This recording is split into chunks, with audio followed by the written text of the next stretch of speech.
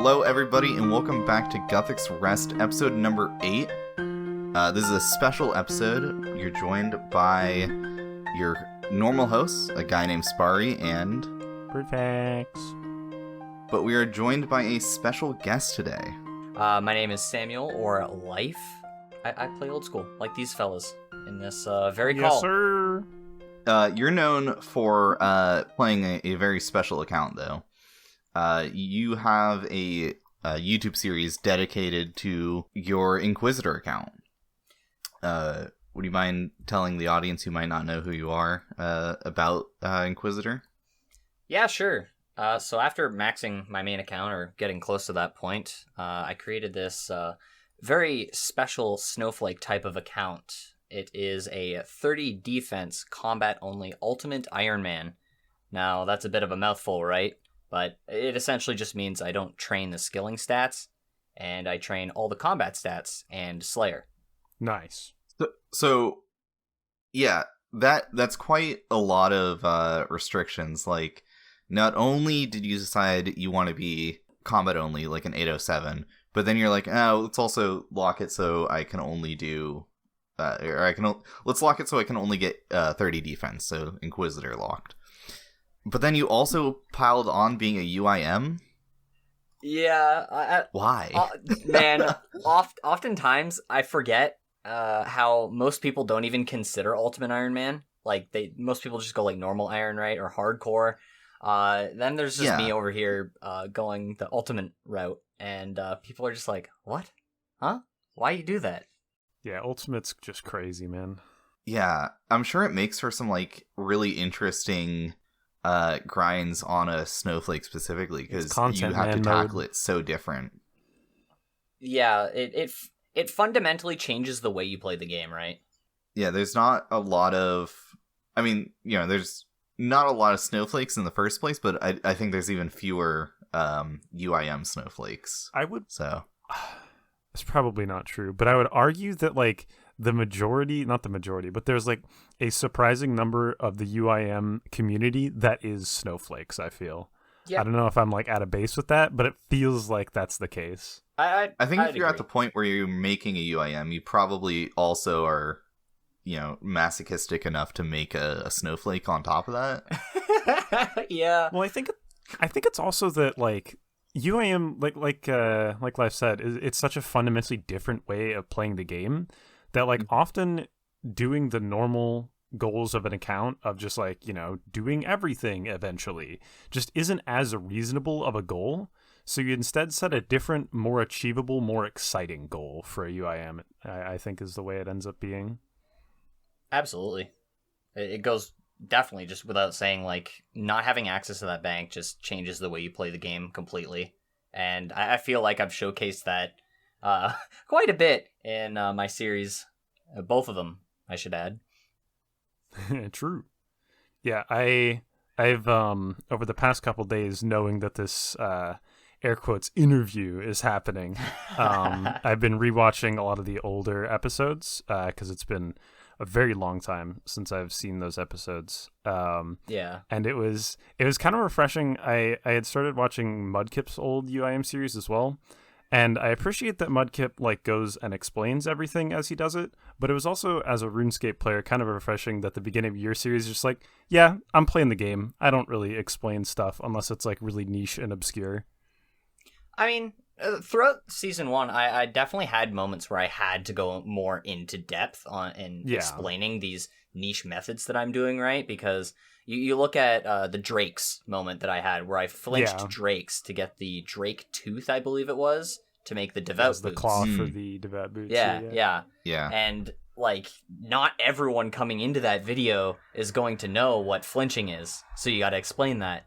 Another one I could think of off the top of my head is prayer flicking, because when I did my Jad attempts on Inquisitor, I'm trying to, or what I tried to do was design the series so that everyone could watch, and that included having to explain as much as I could, all while trying to keep it as concise as possible.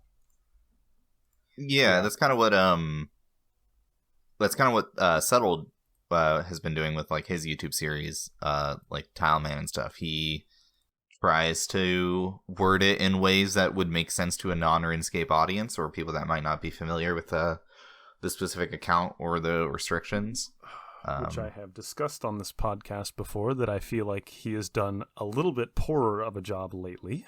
But well, I mean, it's doing very well for him. But I mean, yeah, I think he's lost the RuneScape audience. Yeah, it's transitioned a little bit more towards the people that don't play RuneScape as frequently, and it feels like he's explaining a lot more.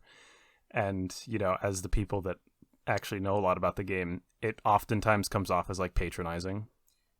Yeah, that's not relevant. That's something we've already talked about. I mean, I can't directly comment on that series because I think I only watched the first 2 episodes of Tileman before deciding that it really wasn't for me, and you know, it's completely reasonable. I did just about the same. Yeah, but I think I've watched the most out of all of you guys, but I, for the life of me, couldn't like tell you what he's done in almost any of the episodes I've watched. Crabs. That's what he's done. You gotta get that XP, man. Yes, sir. I watched apparently up to episode. Oh, it didn't keep track on YouTube. But I watched like rough. I want to say the first like 8 episodes, and then I know I've watched like 22 through 23. Little so I guess skip. Just two more episodes. Yeah, I skipped forward just to see what he's up to. Yeah, that's and understandable. I wasn't terribly interested. I mean, like, even back in season 1, I remember a specific instance, going back to that whole Jad thing. I actually sent that whole explanation I did of prayer flicking to a more casual player. Like, they play the game a lot more casually. They have an Ironman. They play it normally, but they don't really do all the advanced tactics, which... You know, normal the sweat strats. The sweat strats that old school players consider. So I sent it to them and asked, like, do you understand this? Does this make sense? And does this make any lick of sense at all? I had I think there was 1 revision period, and then I sent another review copy, and they got back to me and they're like, "Yep, this is great. I like it. Great, nice job." That's smart, honestly. So cool. it was really nice to help guide my hand in that scenario. Yeah. Mm-hmm. I very frequently find myself explaining stuff to my group mate of he asks what I'm doing on my group Ryan account, and I'm like, "Oh, you know, I'm doing Ultra Door Zammy," and he's like, "What does that mean?" And I'm like, "All right, time to explain red clicks." Oh, here we go. Yeah. Oh man, I was talking about game mechanics with one of my coworkers the other day, and I was like, we're talking about specifically RuneScape. He doesn't play, but he has talked to me about it just because he finds it interesting. And I was trying to explain Red X and why and how it works, and it's so hard to explain to someone that doesn't play the game or plays at maybe a more casual level, these weird game mechanics and how they interact with everything else. I mean, you know, if you'd caught me maybe 5 years ago and tried to explain some of the shit I'm doing now, I wouldn't have had the slightest idea what you were talking about. Yeah. Yeah. It's just the advanced tactics of the game, right? And how the core game engine functions with ticks and all that. Someone needs to know that information in order to make a, I guess, conclusion about what you're talking about. They need to be able to connect those dots. Well, can anyone think of a game where 1 tick is 0.6 seconds? That's so long. It's oddly specific too, right? Well, it's 100 ticks per minute, right? Yeah. That is a good point. So it's not that odd, I suppose. It's not like it's a random number out of nowhere. Yeah. And I'm sure there's a lot of older games that use the same methodology, but I don't know exactly how to describe it, but just especially the way that RuneScape is an MMO, and so there's a client-server interaction period. Game ticks being 0.6 seconds is this very kind of intrinsic part of the game that you really don't start thinking about until you get into these kind of like crazy sweat strats. That makes sense. Yeah, no, that makes sense. That went right over my head, not gonna lie. I'm not perfect all the time, all right? Yeah, that's fair. You have other things to worry about on Inquisitor than trying to do tick manipulation stuff. That usually doesn't really apply to you.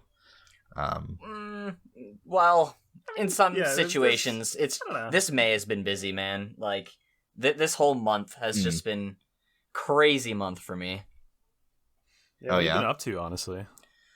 Oh, it's PC having issues towards the middle of the month. Oh, my CPU cooler died. Those kind of exciting things. I see. It didn't die, but the TLDRs, I had to send it back to the manufacturer.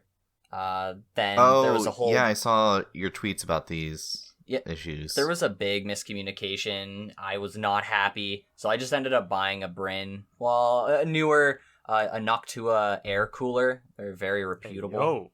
So I'm just like, yeah, that's great. I'm just gonna plop that in, and I think they got the replacement to me 3 to 4 days later. So now I just have. Is it that I just have an extra cooler now. Is it cooler that classic beige and brown color? You bet. Yes, sir. Love that. Gotta love that it. Shit's fire. People always say that they're ugly, but I actually really like how they look. When it's a marketing integrated thing. into a PC that doesn't look like that, they can look very out of place, and as such can be interpreted as ugly, I think. Oh, it's 100% out of place in my PC. Yeah. You look through the side That's window fair. of my PC, and you see this brown fan, and you're just like, but it's black and other colors on the inside? It does look bad in like the modern like black and RGB case. Yeah. I think they look good in like a white case. On my PC case is white too. So white PC case, the motherboard's black, the fan of the CPU cooler is brown, the heatsink is silver, of course. So it's a big mash of colors in there. That's the good shit, honestly. Wouldn't have it any other way. Exactly. Mm-hmm. But yeah, PC's working fine now, which is fantastic. I've been able to continue making content, which is the main thing I do nowadays. Yes, sir. And yeah, I caught one of your videos that came out yesterday, I think. I watched about halfway through it, but yeah, I was pretty busy the last few days. Yeah, as of the 29th, it was posted yesterday, the 28th.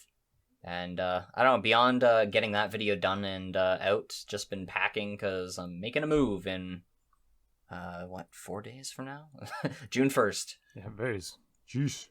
Yep. Very close. Yeah, when I reached out to you, I was like, "Oh, you're moving soon. We can do this afterwards." And you're like, "No, let's just do it now." And I was like, "Oh, okay, sure." Yeah, like I don't might as mind. well get it out of the way. Yeah, well, not just a matter of getting it out of the way. Well, not out of the way, but you know, if I can fit it into my schedule, I'm not gonna lie. Yeah. Earlier, I was a bit scared that I was gonna have to be like, "Oh man, I don't know if I can stick to today," because I'm not gonna lie. Earlier, I was exhausted. I just felt like passing out. But I don't know. Time carried on, and ate some dinner, drank some water, and I'm feeling good now. So it's like, okay, well, great. Let's do this today. Get her done, son, and all that. So, I'm going to be honest. I should probably be very tired. I've been up since 5 a.m. and went on a jog for 45 minutes before work. Yeah. And then I had my 8-hour shift or whatever. But I've had 2 Red Bulls and a coffee, and I'm drinking the coffee right now. So I'm feeling great. You are well encaffeinated. I'm sure. Yeah, I'm sure I'm gonna feel terrible later. Oh, that crash is gonna hit you hard. Oh yeah. I also haven't really eaten too much today, so we'll be feeling it in a couple hours. Yeah. Oh my. I try not to drink Red Bulls very often, but my work gives them for free. So it's real tough when I get into work at 7 a.m. I'm tired. I really haven't had a chance to make coffee or anything. Yeah. The coffee at work's terrible, and Red Bulls are Red Bulls. They're not great, but they're not the worst thing to drink. Give you the energy in terms of flavor. Yeah. I mean, for a while I was bringing my French press into work and just making coffee there. That sounds like the play. Now that it's summer, Oh yeah, that's a good Yeah. point. Now that it's summer, I'm using the French press at home to make cold brew. So Yeah, I was just gonna say, like, why don't you make like iced coffee or something, and then go that route? yeah, I should probably just start like bringing the cold brew I've been making into work, but I've been neglecting to do that. It happens. I mean, Um, I have a yeah. nice coffee every morning, and it's just to wake me up. hmm Yeah, People and your I have a coffee. pretty nice espresso maker that my opening manager gave to me for free, and it's been so nice to have. I mean, like, I like the taste of coffee in the morning. I don't know if it's just me, hmm but I can't drink water when I wake up in the morning. It just tastes bad. Can either of you Oh relate? man, I can't. When I wake up, I sleep with a glass of water beside me. I'll down that entire glass the moment I wake up. Okay, It's so refreshing. I see. Yeah, I don't know. I'm probably super biased. I don't do a lot of like, actual drinks. I've explained this before because Sparre wanted to do a section of, oh, what are you drinking today? And for me, the answer literally every time will just be water. Yeah, I'm like, oh, we're Guthix Rest. It's a tea. It's I was gonna say tea. It's not really tea. It's a bunch of herbs thrown together. But I was like, yeah, what are you drinking? And usually I was like some various kind of coffee, or I think I had a cocktail at some point for one of the episodes. But every time it was just Bird opening his water bottle, loudly drinking into the mic and going, water. And I was like, all right, It's gonna this be isn't the going to be a answer every segment single anymore. time. No, honestly, keep going with it, and that'll just be the thing. Just roll with it. Yeah. Every time it'll be Bird I mean, 'cause, open up yeah, that water. You'll have something probably somewhat different every time, Sparre, but then I'll just pee here as the anchor. I got that fucking water. Let's Fair. go. I love that. That's fair. I have been asking for bird facts every episode. That's gotta be a staple. Yeah. I honestly forget about it. Half the time, I forget that that's like my persona because it's just like it's such a fact of life for me. Yeah. And someone will like ask me for a bird fact, and like it catches me off guard half the time. I'm like, oh right, that's my thing. Can I get a bird fact? Well, oh right, that's my thing. Yeah, Yeah.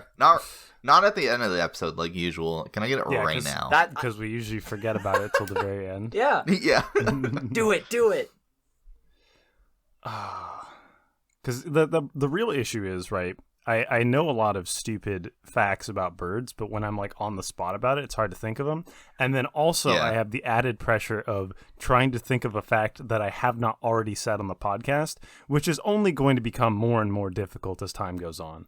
Do you know specific birds? That's sort of a dumb question, but I'm asking anyways for posterity's sake. I mean, if you're thinking of a specific bird that you want to know a fact about, there's a chance. A cardinal. A cardinal? Yeah. I don't know if I know anything particularly interesting about cardinals. I know that they're not very common on the western coast. They're more of an East Coast U.S. bird. Yeah. I want to say the cardinal is the state bird of the most states, but I could be wrong.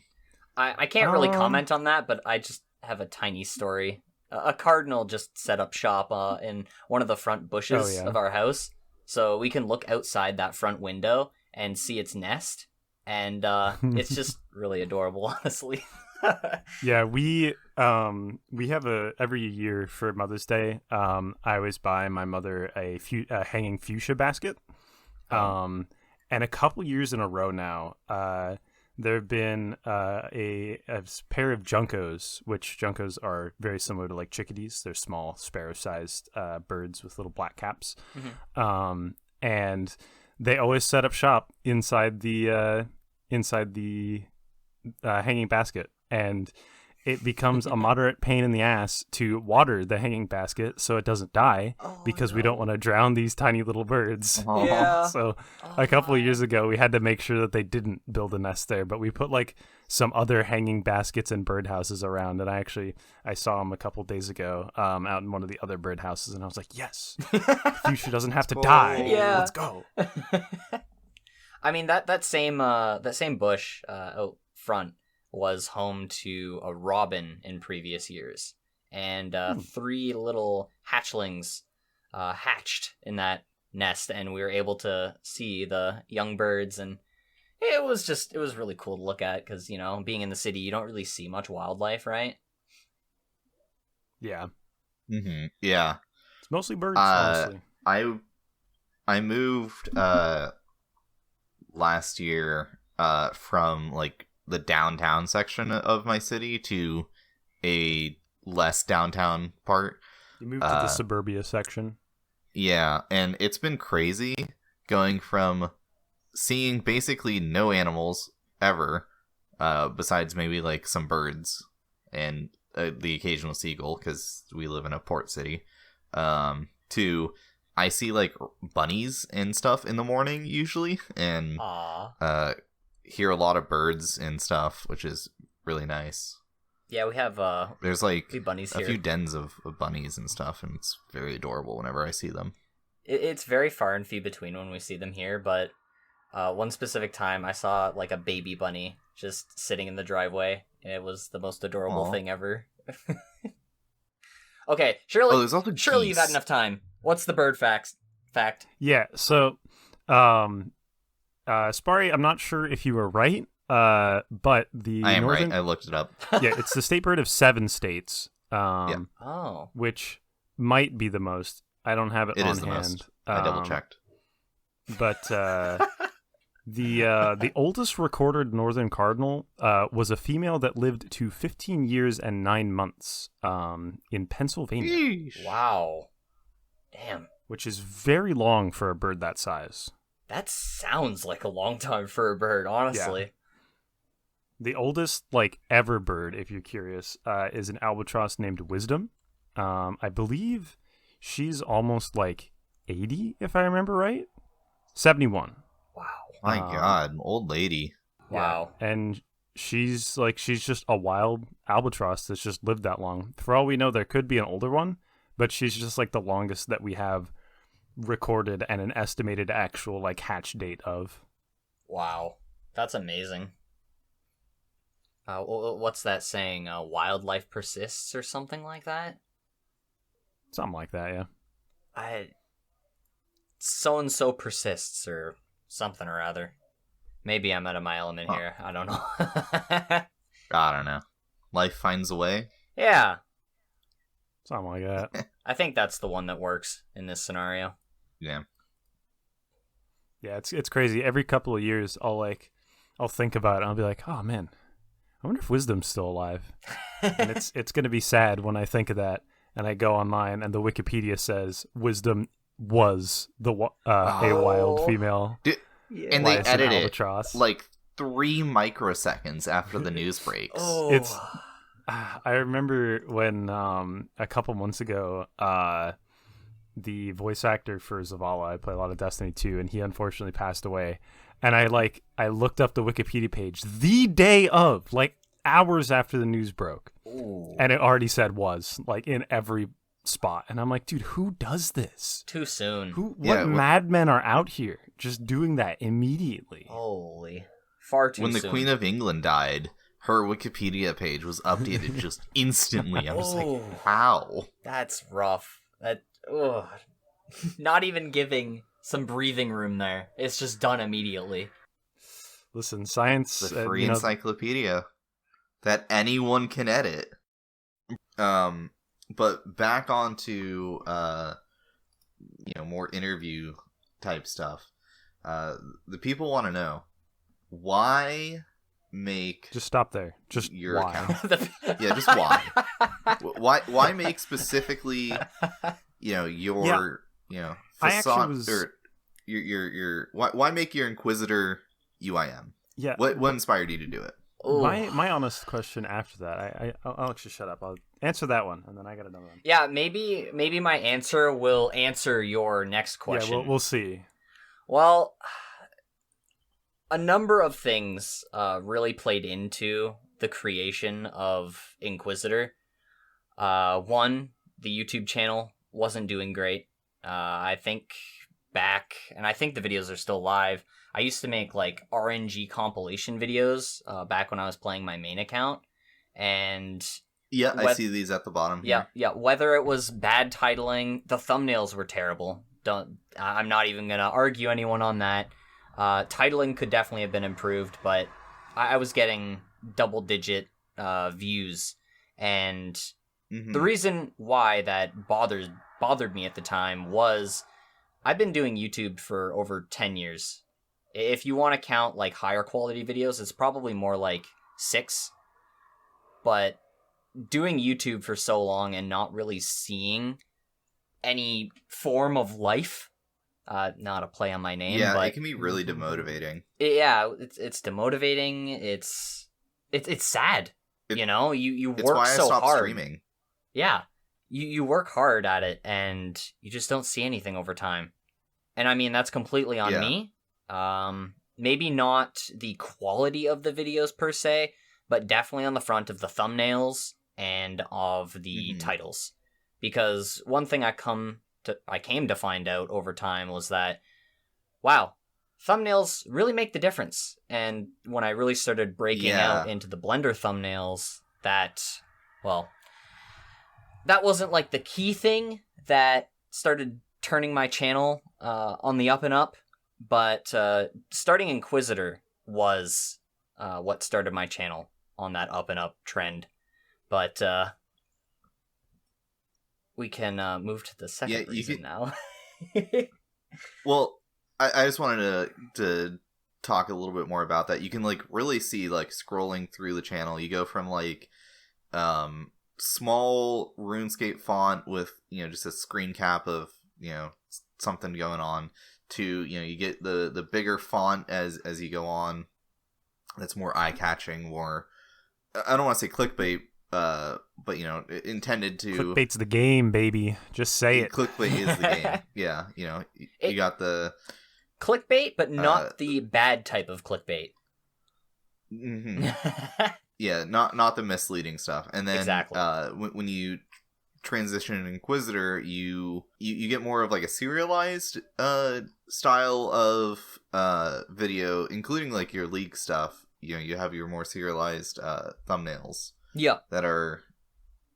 It still shows, like, what's going on in the background, but you have the, your character model with the clue scroll and stuff, and chapter number, and then you transition into the Blender stuff, and I think that's...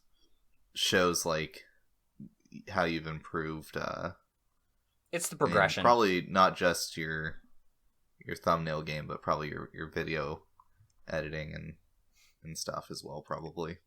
It's just a big journey, right? Yeah. Looking at the thumbnails, like, in particular, if you're looking at the older ones, one thing I have really changed about myself is that I hate putting text in thumbnails now.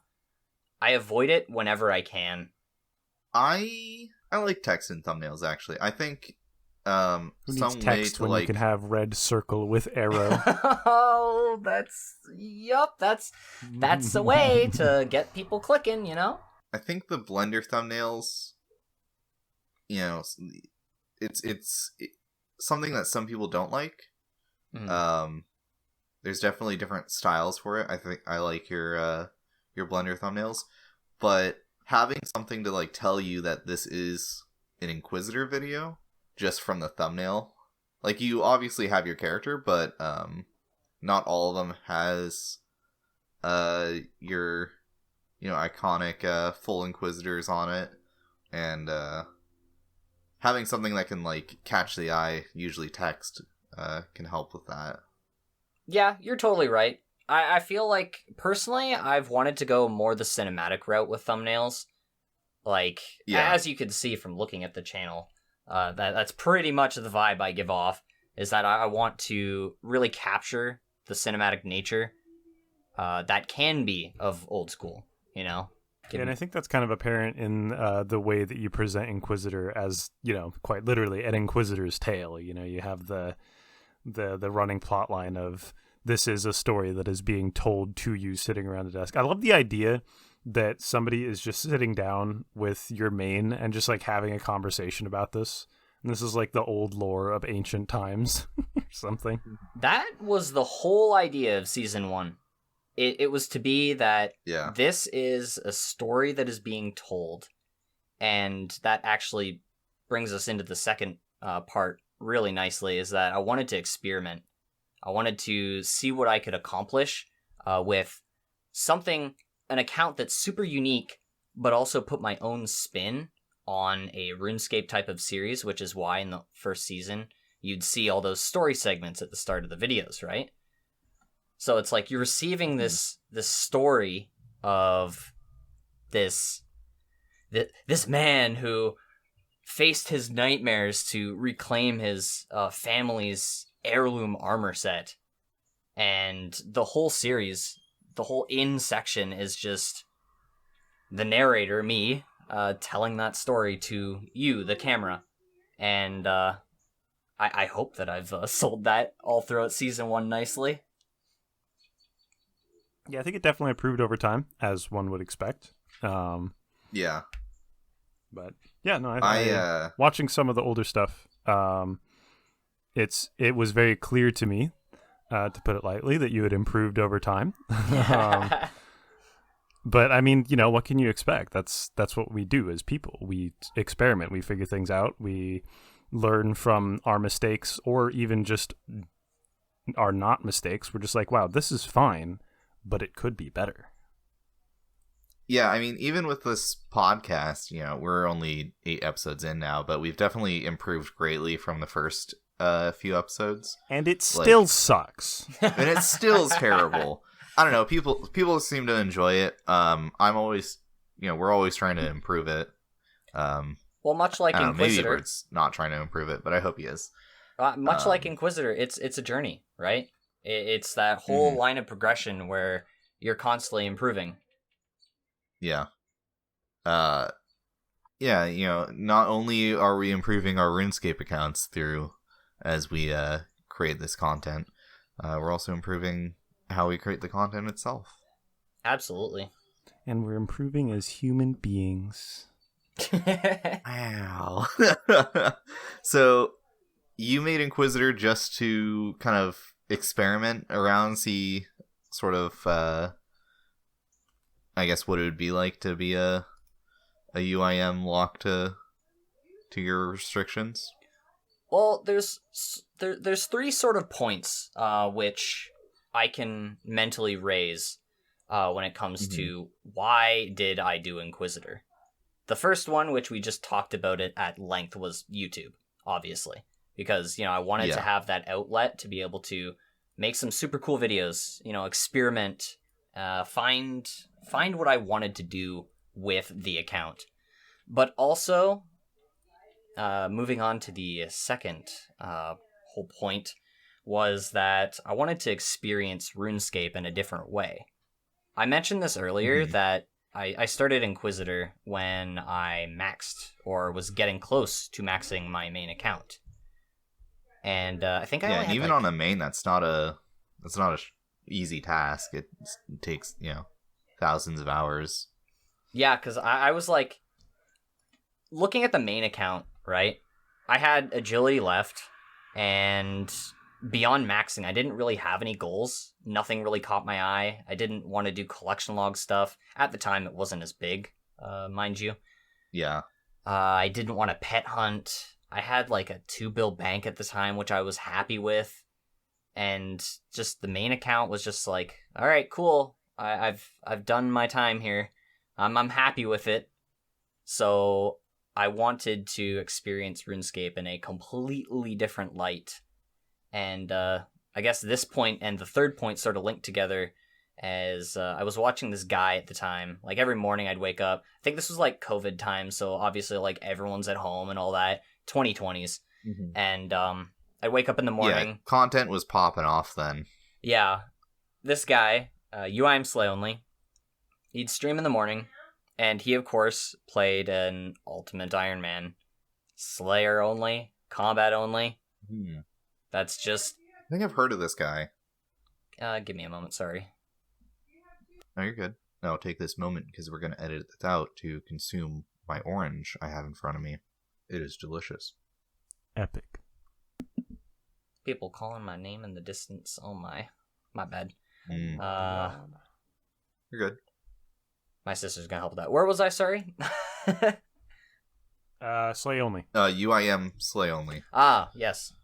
Or so Ironman. I don't know if he was a UIM. UIM. Yeah, UIM Slay only, Okay. yeah. So this individual streamed every morning, and he, of course, you can tell looking at the name, he played a combat-only account.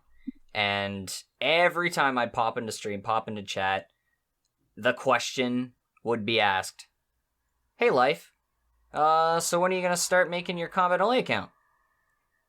Every stream I'd pop into, I would be asked that every day. I'm just like, nah, man, I don't really think the account's for me. Every day would go on, and I'd have a different excuse, and, it was just, joking all around. But then I thought to myself, well, at the time, 2020, I was really enjoying Nightmare on the main account.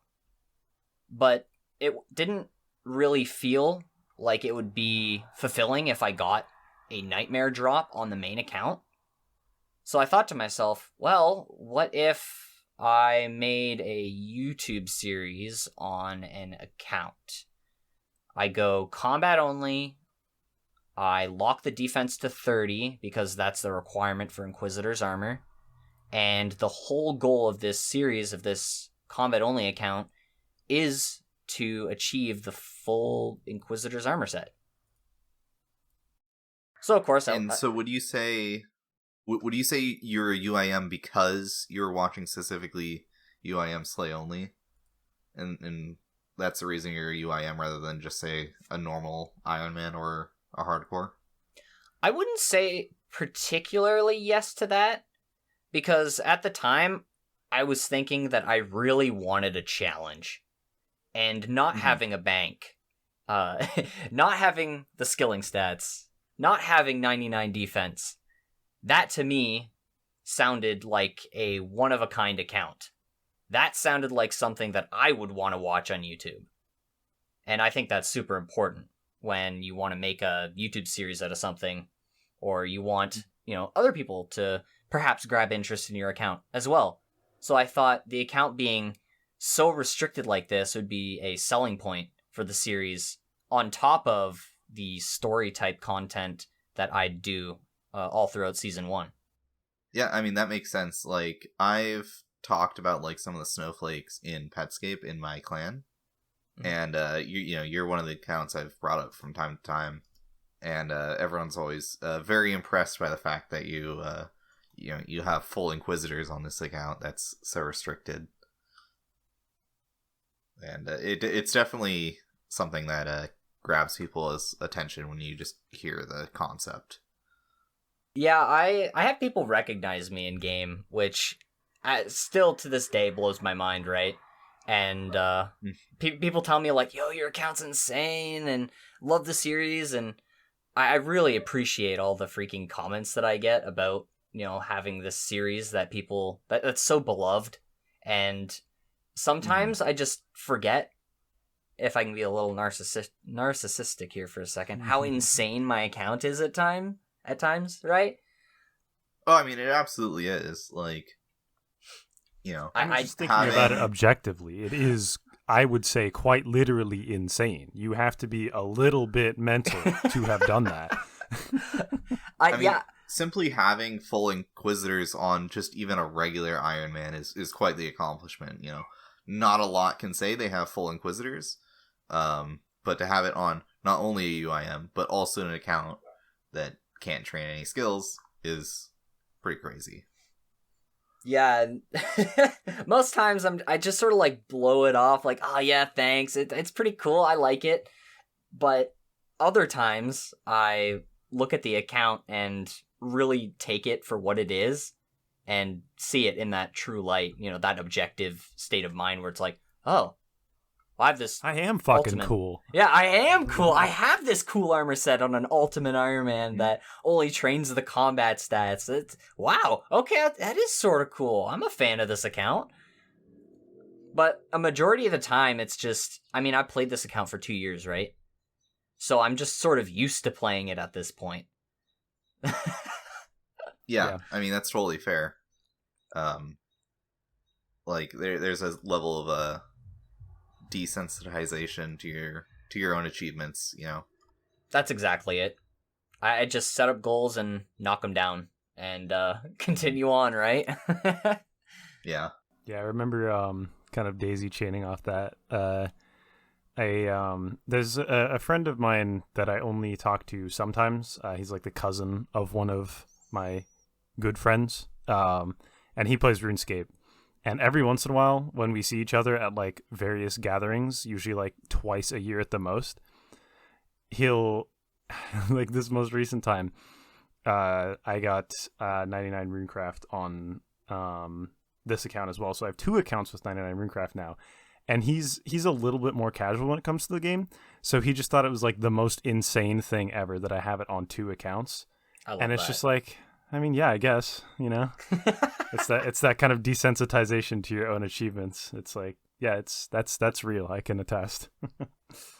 Yeah, I mean, having 99 Runecraft is something that I still haven't done on any account. So. Yeah, I managed to do it twice before you did it once. Ooh. That's not even a word I used for it before, desensitization, but that's exactly it, now that I think about it. Yeah. It's, I mean, it's just like, you know, it's your average daily, you know, account. It's what you play whenever you log in usually, I believe, right?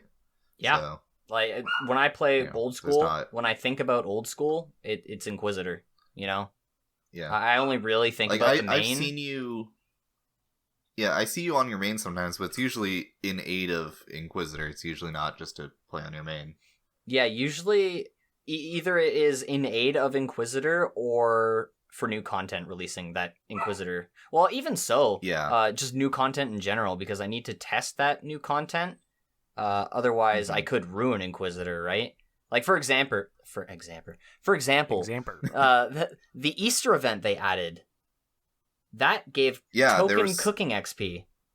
Yeah. That could have ruined my account. I thought that was fucked up when I did the Easter event, but I forgot to mention it. I thought that was fucked up when they did the Easter event, but I forgot to mention it on the podcast. The fact that you got token XP.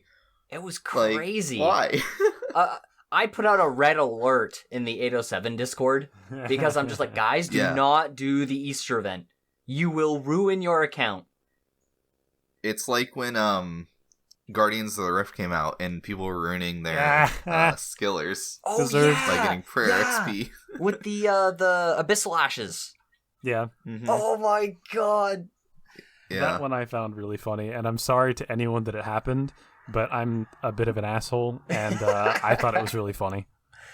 I mean, I thought it was funny too. You probably shouldn't be clicking on items in your inventory if you don't know what they do. Yeah. But, you know, it's kind of fucked up that that this skilling minigame gives you an occasional item that gives you enough for XP to level you up. Yeah, it's a skilling minigame, bro. You get XP and skills. I don't know what you want. It is Abyssal Ashes, right? Yeah. That it gives you? And I think that's 85 XP, isn't it? Yeah, it's the highest tier of ashes, I believe. Yeah, it's 85 XP per ash.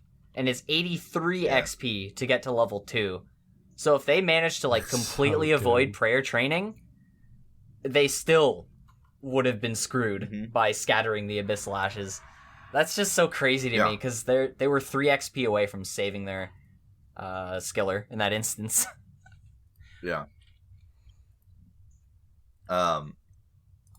Speaking of you know, ruining accounts, when I was listening to your series, I have to admit I hadn't actually watched much of your series up until a week ago when I binged through most of your 17-hour video and then a couple of your more recent Lost Pages you know, series 2 stuff. But there was some point I recall where you got a little bit of XP and I think agility or something. It was 1 agility XP from crossing the bridge in Relica for that medium clue step. Oh, yeah. Yes. Have you been close to ruining your account ever? Oh, this is a story to tell. So, I'd love to hear that. Let me set the scene. So, the Trailblazer League had just concluded. And the route that I chose on the main account, obviously, because I played the league on the main, did not include getting ancients. Now, for the zones I picked, and if I recall, you get the wilderness for free in that league. I would kill Karamja for free. Oh, okay. Wilderness, yeah, it was an area you had to pick. Well, anyways, I was killing Sire in the league without ancients, and I'm like, okay, this isn't too bad. Maybe, stinky. Yeah, maybe I can do this on Inquisitor. You know, it's not bad. No, don't have ancients, take a little bit of damage here, there, have to go through the abyss. Yeah, okay. So the league concludes, I get back on Inquisitor, I'm starting to get back into the game, and I decide, well, why don't I unlock access to the Abyssal Sire? I was doing it in the league, it was completely doable without ancients. So I start doing Enter the Abyss. Now, no. I'm progressing along in this quest, going to the wilderness, talk to the guy, go to Varrock, yada yada, Zamorak Monk, I think it is. So I get to the final step in this quest, and I get to the altar to the southeast of Varrock, and I'm talking to the monk. I'm reading through his dialogue, and I get to the last dialogue box, and it lists that I will get 1,000 runecrafting XP. Yeah. My heart drops into the ground. I freeze for a moment. I have no clue what to do. I think, and I step away from the chat dialogue. So just before completing this quest, I saved my account. Jeez. And as soon as you said you started that quest, I was like, no. So that is a quest that I have done. I have completed to the last step.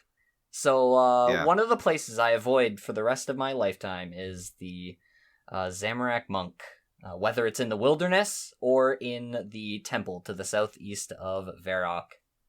I always forget it's the same NPC there. Yeah, he just like teleports or something. He just goes back, bro. Yeah, he's just. Because in my mind, I'm like, oh, it's two different guys, but no, it's not. It's the same guy. God, yeah, you're so lucky too that quest awards it after the dialogue. Because there's some quests I think where you get the XP during the dialogue. Yeah. Yeah, that's a close one.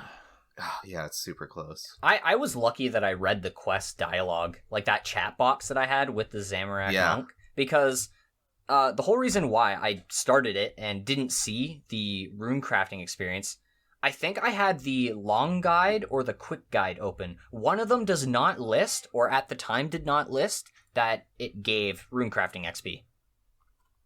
So yeah, there's a lot of discrepancies between the two versions where it just doesn't list things that are probably important to know. Yeah, so I'm just just to say it out there, I did start the quest thinking that I wasn't going to get runecrafting XP, but making it to that final chat dialogue box, I'm just thankful that I read the text and don't just spacebar through everything in this game, because otherwise I would have had to restart the account. And at this point it was like, I think it was over halfway through the first series. Oh man, that would have been awful. Yeah. You've been like Kemp Q's 10 HP. Yep. Throwing some jabs. Oh yeah. That's honestly a fun 10 HP. Yeah, I enjoy watching a good PKing account. Every time he says my 10 HP account, I just giggle to myself. I mean, it's like, it doesn't really matter as long as the account can still do what it's trying to do, and I don't think he got a combat level out of it, but yeah. I mean, some would argue. Some people But, I'm just here to enjoy content. Yeah. Yeah, and I think that's kind of another thing, that while, yes, it does suck to ruin an account, you can also take the hardcore player approach of, well, now I get to make a new account, and that's content. Yep. Yeah. There's also, I know some people that ruin their accounts end up, changing the account to something similar. Like, people will get, like, a defense level on a 1 defense peer, and they're like, oh, guess I'm going to 45 or whatever for Void or Zerker or whatever it is. Yeah, it's Zerk. 42 is Void. Okay, yeah. I know well and good. Yes. We're not much PKers here at Guthix Rest, so. I mean, Void. Whenever we talk about PKing, we're just like, yeah, they hit each other with the weapon and they do the specs. Yes, sir. Click Venge when they're about to spec and spec yourself. Who knows? Maybe you'll win. I mean, the Void armor set on its own is a crazy good armor set. Yeah, it's I used Void for a while when I first made my account, and I'm sure I'll use it for a while to come. So you mentioned enjoying content, and that would have been a great transition if we didn't continue talking about stuff. But I was wondering, do you still enjoy doing Nightmare after that is a great question. Killing what is it, 1,500 or 1,400 combined Nightmare now? Yeah. Let's break that up a little bit. You have the normal Nightmare and you have Fasani's Nightmare. Now, when I made this account, Fasani's Nightmare did not exist. Initially, the whole goal of Inquisitor was to just get to Nightmare and do some Nightmare with friends. Because obviously in the Petscape server we have a bunch of the other Snowflake fellas, and my ultimate goal was to just get to Nightmare, to do Nightmare with the friends, the homies, you know? Yeah. Yes, sir. Love the homies. Oh boy. The normal Nightmare. Like Maureen Eastern, I'm assuming, would have more than likely joined you for that. Yeah, I think there was Vorzath at the time. Overfletch came along sometimes, I know. Kiwi Dude. We had a bunch of other people too. I know Francis was on at the time before he quit. Dude, slight tangent. Watching some of the older episodes was like a blast from the past. Seeing like the caveman CC not being dead as fuck. Oh man, you seeing OSAT Snoop as a hardcore. Oh, shout out to Snoop. Oh man. When I listened to some of the episodes like as if it was a podcast while I was busy working. Mm-hmm. And hearing Caveman's voice while you guys were raiding was just an absolute blast of the past, because that's where we originally met. We didn't really talk too much while... Yeah, that's where a lot of the Petscape community kind of formed, I think, was a lot around the Caveman community, if I recall correctly. We all sort of like formed out of that community, I guess you could say, because Kiwi started the server, and then I think just like slowly people started joining over time. But the main point, Normal Nightmare. Normal Nightmare was a blast for the 5 months that we did it for that first, I think it was like a February to June or something. We had a stretch of just, we'd pretty much do Nightmare every single day, and those are probably some of my most fond memories of old school. It was just a blast doing it with the guys. And once Fasani was announced and released, I think it was 2021, that like February 2021 to June 2021, something like that. And then Fasani was released, and the drop rates were improved because the fight's harder. And then you could really see the cracks in the design of the Nightmare boss fight.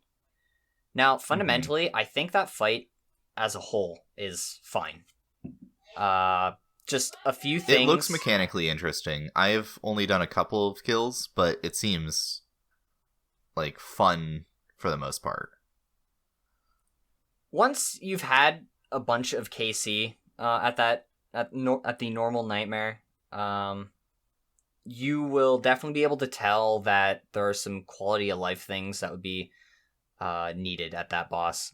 So going back to the main question, I have gotten tired of the normal Nightmare, which is sort of why early on in Season 2, I had that goal of getting 1,000 normal Nightmare KC to sort of re-unlock the Fasani's Nightmare for story means. But the Fasani boss fight, now that is a boss fight that I love doing. Like, the whole point of making Inquisitor was to do the Nightmare, right? But out of the Nightmare came Fasani's Nightmare, which is the juiced up version of the normal Nightmare boss fight. You know, random phases, you make a mistake, you're taking damage. I think the biggest thing about Fasani that I love is the fact that you don't take any damage through prayer. I don't know what it is about the normal Nightmare, but taking damage through prayer feels so bad there. I think it's just players of this game just don't like chip damage, which is totally fair. It's kind of annoying. I've been doing a lot of Toa lately, as I've been talking about on the pod for the last, 8 episodes.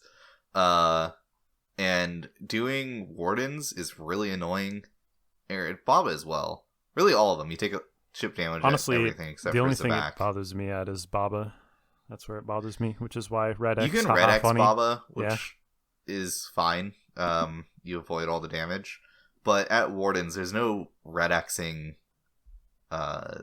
any of the mechanics there, so you're just taking damage and you just have to deal with it. Yeah. And it's kind of annoying, especially when you have penetration on. I think for some bosses it's fine. And yeah, it's very circumstantial in my opinion as well. Yeah, specifically speaking for Nightmare, it just feels particularly bad there. And other places, sure, it's fine. It's warranted, perhaps. But specifically for normal Nightmare, it's just pain to deal with. And especially for Inquisitor himself, I can't manage a solo or a duo at normal Nightmare. That was sort of like a limiting factor for the account. Because I bring frickin' cheese potatoes to fight this boss with the required Sanfu serums to negate the damage of the parasites. And obviously prayer potions, which are great. Required. At least for the way that I do Fasani's. But yeah. How do you acquire prayer potions on your account? I'm not gonna lie, they've just sort of stacked up over time. Fair. I know earlier on in the account, like for my Jad attempts, for example, I would camp at skeletal wyverns. I would have the gap on them using a magic short bow, and I'd de-aggro so I wouldn't be attacked and hit by the very deadly breath. Stinky breath. And I think there were like odd times I'd do mammoths in the wilderness. They drop 1-dose prayer pots, but obviously not the greatest source. I know I did quite a bit of Theater of Blood earlier in the day. And I never boosted the Theater of Blood. I genuinely did the raid. And always when I'd end off Theater of Blood runs, I would have spare supplies left over. Sarah Brews, Super Restores, Prayer Potions, Staminas, I should add, because that is my source of Staminas. And those are just supplies that after each Theater of Blood, I teleport to the Blast Furnace, then I go to the Grain Exchange and decant those potions and save them, and then immediately re-enter with more cheesy potatoes. Yeah, because more than likely I've noticed at Tob, you're only going to use for Verzik usually 1, maybe 2 doses of Stam for an average kill, unless things are going bad.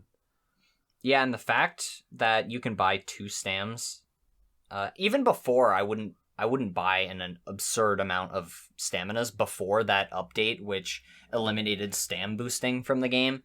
I would just buy I think the max I'd ever buy was an extra 2 on top of the 1 that I'd buy to just obviously keep my run above 0. Well, they're not noted as well, so it's not...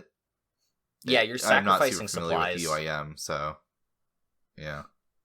Well, at least in the instance of the Theater of Blood. When I say decanting, that just essentially means I went to the GE to make all of the potions noted form. And then I was able to bag them. I'm going to be honest, I didn't know that noted them, so that's super useful. Yeah. This guy, dude, he doesn't know anything. Little knowledge gaps like that can be detrimental to the conversation, because I just carry on like, oh yeah, honestly, I know what decanting is. Surely you do too. Yeah, I'm surprised you don't know that, Sparre, because even if you do it on a main and you just like take a bunch of noted potions, like people will take like their 3 and 2 dose to turn them back into 4 dose. They stay I've noted. I've only ever taken noted potions, and I'm just like, yeah, I brought noted potions, he gives me noted potions back, of course. I just assumed if you brought unnoted potions, he'd give you unnoted potions back. Yeah, well, here's also a fun thing. Let's say you bring a full inventory of 4-dose potions to him, and you want to turn them into 1-dose. He buys vials for you. Yep. Wait, really? You just need coins. You need coins. He buys them for you. Wild. Yep. At GE price, or? I think 1 GP above whatever the GE price is, or something like that. Wild. Yeah, I think it's like 5 GP each or something. I have have like a stack of like 100,000 vials or something in my bank. Don't ask why. Collection. And so I just like always would break out the stack when I was doing that, but apparently I don't need to. Yeah, no, you he need just coins buys vials instead. for you. You do need coins in your inventory instead, though. So you should probably might as well just keep using the vial stack, honestly. But yeah, to go back to that question, normal Nightmare could use some work. Fasani, I still love the boss fight. I don't think I surmised that earlier, so that is that's my final thoughts on that. So Nightmare has like a very notorious run to it. Obviously on a UIM you're not really banking. So it's you're doing a form of banking. Issue, but you're still having to to get supplies. Do you think there should be a bank at Nightmare? Kind of like how Nex has a bank right outside. That's a good comparison, especially because the way that they made Nightmare was to be like the God Wars dungeon, where it had super rare drops, but like not so great normal drops, right? Mm-hmm. That's something that I really haven't considered, but off the top of my it's not something my you head, necessarily interact with, but I don't think it should be fundamentally changed at this point. If you're asking like at launch should there have been a bank, well that's a whole different conversation. Like perhaps you could argue for yes there should have been, but then the whole boss back then fight, they didn't have the sleepy tablet either, so. Well, yeah, I mean, when also, they first released the Nightmare, they wouldn't have had Fasani's or the thought of the Sleepy tablet, right? And to be fair, to compare it to God Wars Dungeon is in and of itself answering that question. Next Bank is a very new thing. There used to not be a bank at God Wars Dungeon, and there used to not be Gomal's Hilt to teleport you right outside, similar to the Sleepy tablet. So it the probably Trollheim lines teleport up. wasn't the worst way to get there, but like it still was longer. But yeah, Next Bank completely changed how I interacted with God Wars. You know, I kind of hate God Wars, but when I needed to do the KC for the combat achievements, I just brought an ancient item, and then I think Blessing, and then I brought your mic's doing the thing again, Bird. Man, fuck you. Yeah, I just bring an ancient item, and then I would just bank at Next Bank whenever I ran out of supplies, getting KC elsewhere. And it was super nice just never having to leave, but it definitely changed how people interact with all of God Wars. Yeah, that's completely true. And I guess since the Nightmare itself was based on the old design of God Wars, you can say, the argument could be made that it shouldn't have a bank, which is probably more along the line that I would lean. Also, the bosses sort of balanced around that, like having to make that trek. Not so much anymore, since Fasani was introduced, the Sleepy Tablet was introduced, because people were obviously complaining because it takes forever to get there. Yeah. Yeah, the people were teleporting to Raids 2 bank and then running over, or teleporting with the Ecto file and running to the boat. Yeah. Just give him a million GP or whatever. Good old boatman. Yeah. Not a great run. Draken's Medallion. Yeah. Oh my god, yeah. Speaking of that, paying the boatman the 1 million GP if you're planning on grinding the Nightmare, totally worth it. I have had that paid off used in full for the longest time. I've done like 5 Nightmare Casey, and I paid for it because I was like, I'm not gonna bring Thank you, GP every Portal time. – Nexus. Unlimited teleports are nice. Or I guess in this instance, travel I recently instances. filled mine up with everything, and it's like, yes.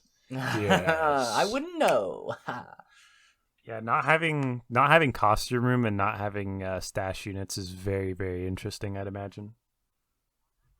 Yeah, listening through your series, it kind of made me realize a few things that, like, I knew 807s couldn't do, but I never really combined the fact that you're also, like, I was like, oh, UIMs do this thing, and 807s do this thing, but I never really combined, like, those restrictions together in my head. So when you're, like, getting items for clues and stuff, I was like, oh, he's gonna put it in a stash unit like a UIM does, and there was, like, a mental disconnect that, like, no, you can't build stash units, you're not allowed to do that skill. Yeah. I think... I was just like, oh, man, yeah.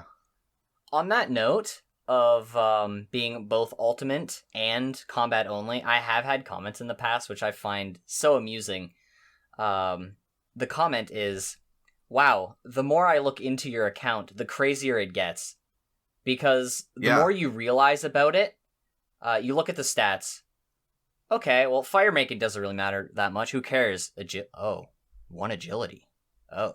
Yeah. 1 herb lore? What does he do for potions? 1 construction? What is this guy doing as an ultimate? It amuses me to no end. Yeah, like, a lot of people, make the joke that UAMs do have bank space. It's just in their house instead. Yeah. You don't have that. You are truly locked to what's in your bag. Yep. Absolutely. I think that's a more true UIM experience of having no stash units, no POH, no, only your bag and what you can death pile, basically. I wouldn't disagree. I think that's definitely a way that Ultimate could be perceived. At least that's, like, what I imagined UIM would be when I first, like, heard about the account restriction, before realizing how much fake bake space they had elsewhere. Yeah, like, external storage, which is equivalent to a bank. Because, like, even at one point, they didn't have stash units, for example, right? And obviously the house has just been this force that construction's been buffed over time, right? And it's a fortress, let's be honest. You store your health there, you teleport everywhere from there, you store your pets there. What else we got? You swap your spellbook there. I can go on and on. Given a couple of months here, you'll probably swap your prayer book there. Yeah, yep. Absolutely. Yeah. That's coming to the game too. So you can't really, like, do most quests due to the no skilling restrictions. If you were, like, able to go down a quest line and unlock some reward without ruining your account, what do you think would be, like, probably the biggest unlock for you if you could, like, finish a quest line and get something? Tombs including of a Masket. The potential for Tombs of a Masket. Tombs of a Masket. Yep. Yeah. I watched your theory crafting video about that. Yeah. That'd be huge for the account. Oh, that was I want to start by saying that it's completely understandable that that they wanted to lock a raid behind a quest line. That makes sense to me, game design wise. But did it have to be the 30 defense armor set? Man, I want it. I know. I want it. It would look so good on your account. Oh, yep. And then I just have to wait for a 30 defense mage armor set to be added. That's not third age mage. Hey, well, maybe in the underwater sailing required one, they'll add that. Oh, God. And then I'll be locked out because I won't do sailing. Oh, yeah. Yay. So I wonder if there'll be any 807s that, because there is ship combat, will decide that sailing is a combat skill. I have a feeling with Slayer. I'm probably gonna have to make a video on this, if I'm completely honest, because Slayer, you can look at Slayer, Jagex defines it as a combat utility skill. So it's not technically combat, but it supports the combat skills so much to a point where if you look at Slayer, if you follow a flowchart, it's literally talk to Slayer Master assigns you monster, you go kill monster. That is Slayer. So I would argue that, Slayer is practically a combat skill. It's just someone's telling you to go kill specific monsters. Now, sailing, well, that'll be a different boat. Pun, quite literally. Pun fully intended. We are still yet to see exactly the extents of how it will be a air quote combat or air quote utility skill. So it's hard to make judgment calls right now, but well, I think they defined the skill in the pitch blog. It was not pitched as a combat skill. No, it just so happens to have combat skill in it. Yeah, so that's exactly it. I completely off topic, but well, not off topic, but tangential. I don't know if you guys heard. Someone told me. I think I saw something official too. Apparently, they are going to do a bigger shamanism pitch. Like they're gonna. They talked about that in the last blog. Yeah. Yeah. So we are going to be potentially seeing more shamanism stuff.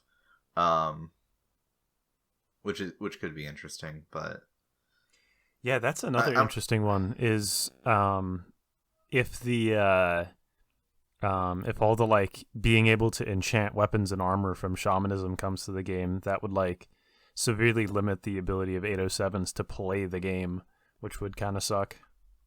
I think the what's that called? The upper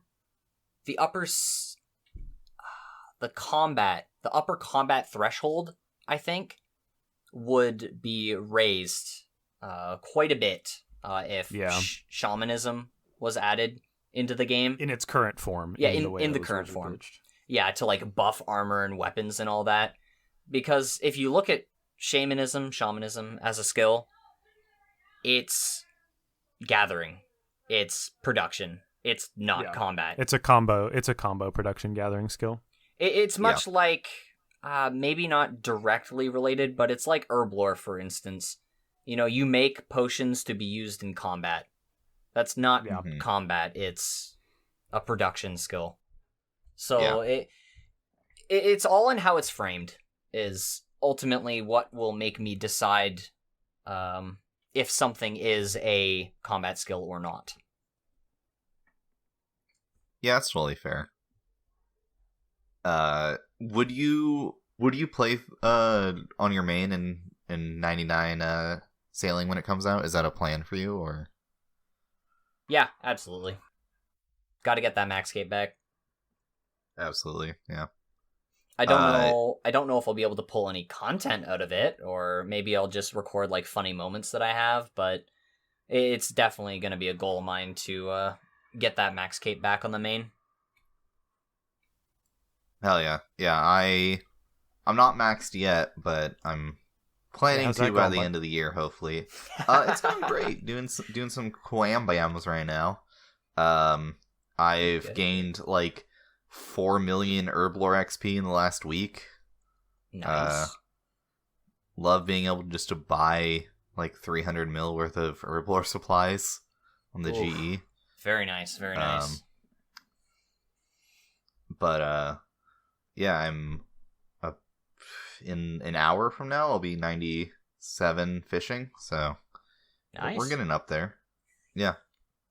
I'm actually looking forward to hearing how sailing will be intertwined with other skills, because I just think like fishing at sea would be something super nice and relaxing to do. Just, you know, toss out the nets off the boat on the main, chilling.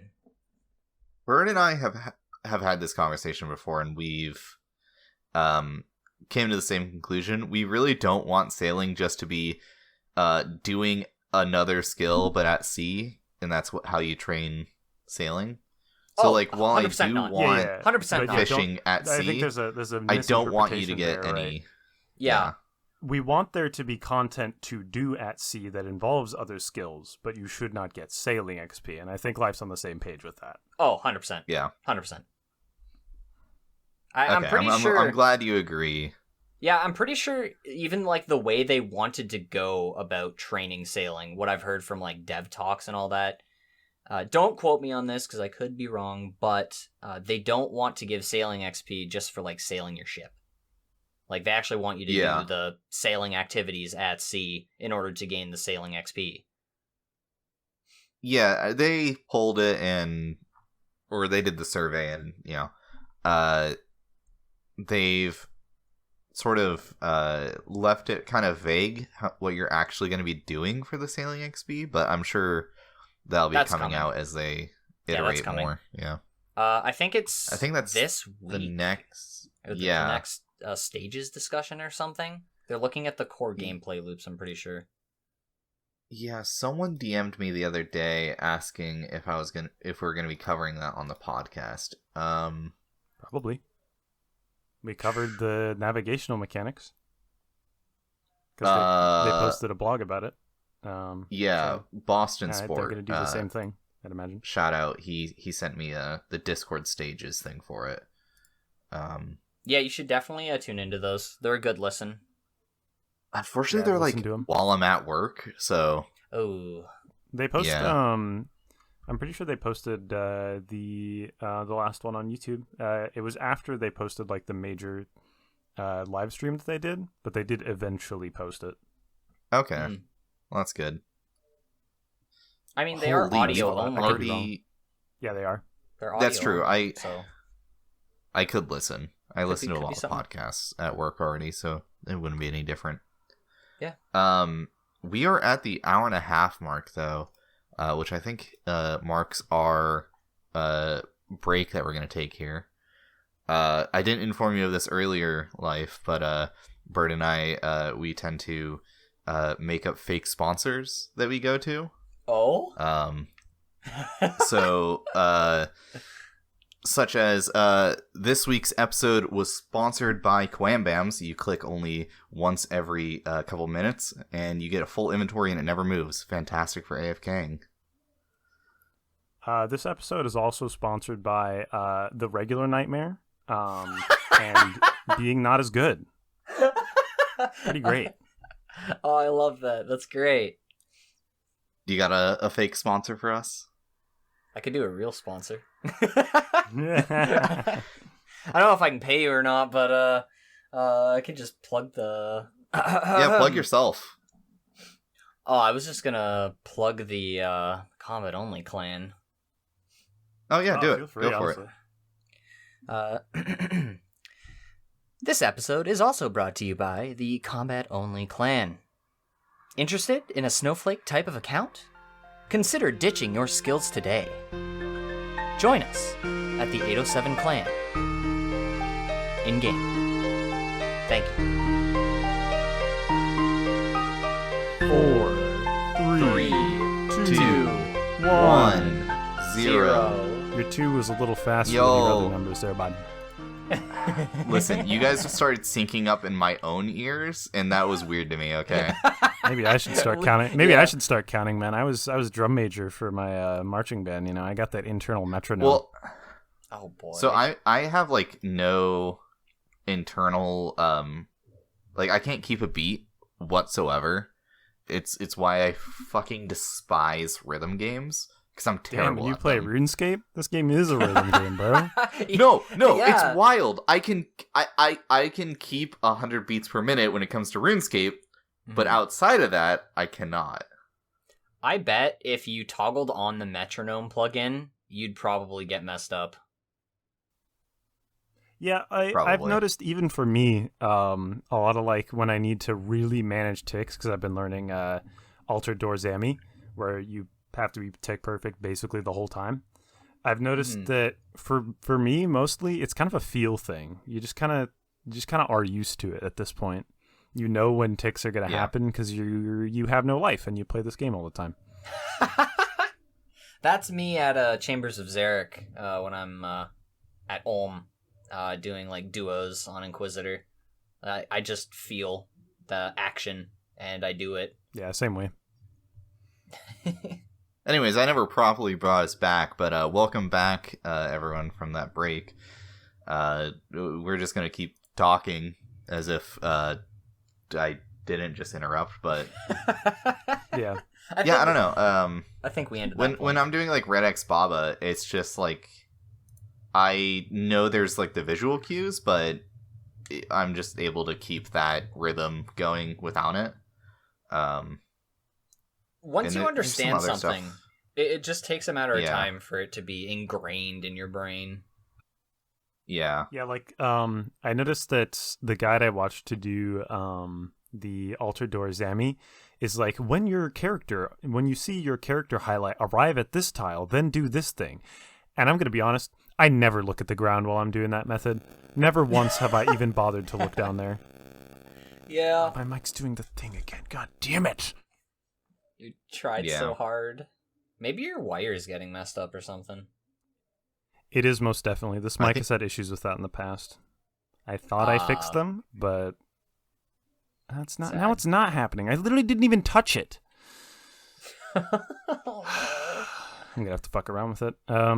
Anyways, I'll deal with that as it comes around. This is life. Yep. Yeah. Anyways, but yeah. So we didn't really do the normal like what have you been up to this week, but I've heard some things during the break and as well before we started recording. Bird, what have you been up to? Yeah, I thought you knew. You've done some I thought you'd been watching drops and achievements, but no. Yeah, we were talking about because Lyfe was saying he hadn't really been keeping up with the podcast because my lazy ass hasn't made more YouTube versions of the podcast. Yeah. And the reason for that is I've been doing nonstop Zora. My life has revolved around that snake for weeks. We were talking about it last week.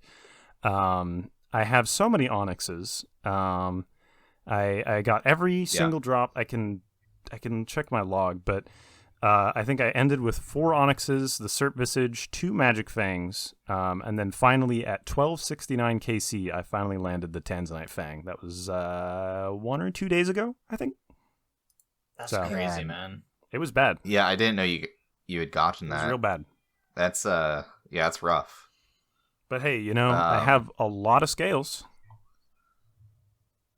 Now you just need congratulations. You just need what? Is it 92 mining now to get amethyst? Yes, sir. Yeah, no, I've just been using Addy darts. That's pretty nice. Because Zora also drops 20 adamant bars, so I have a lot of adamant bars now.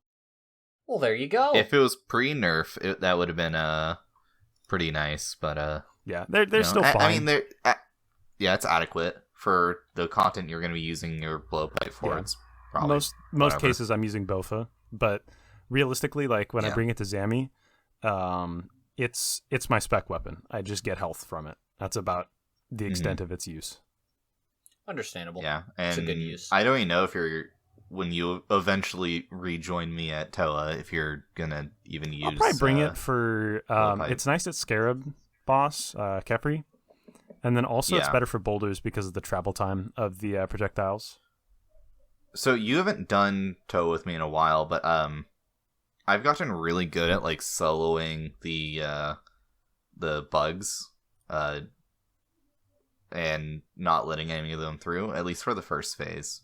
So you might not even need blowpipe when we're doing duos. Yeah, I mean it would help, of course, but and I don't have yellow gem still, so healing is healing, True. Yeah. Why not? Yeah, especially at Baba on the boulders, healing off those is really nice. It'd be so nice because, like I said, Baba's the only room where the chip damage really annoys me.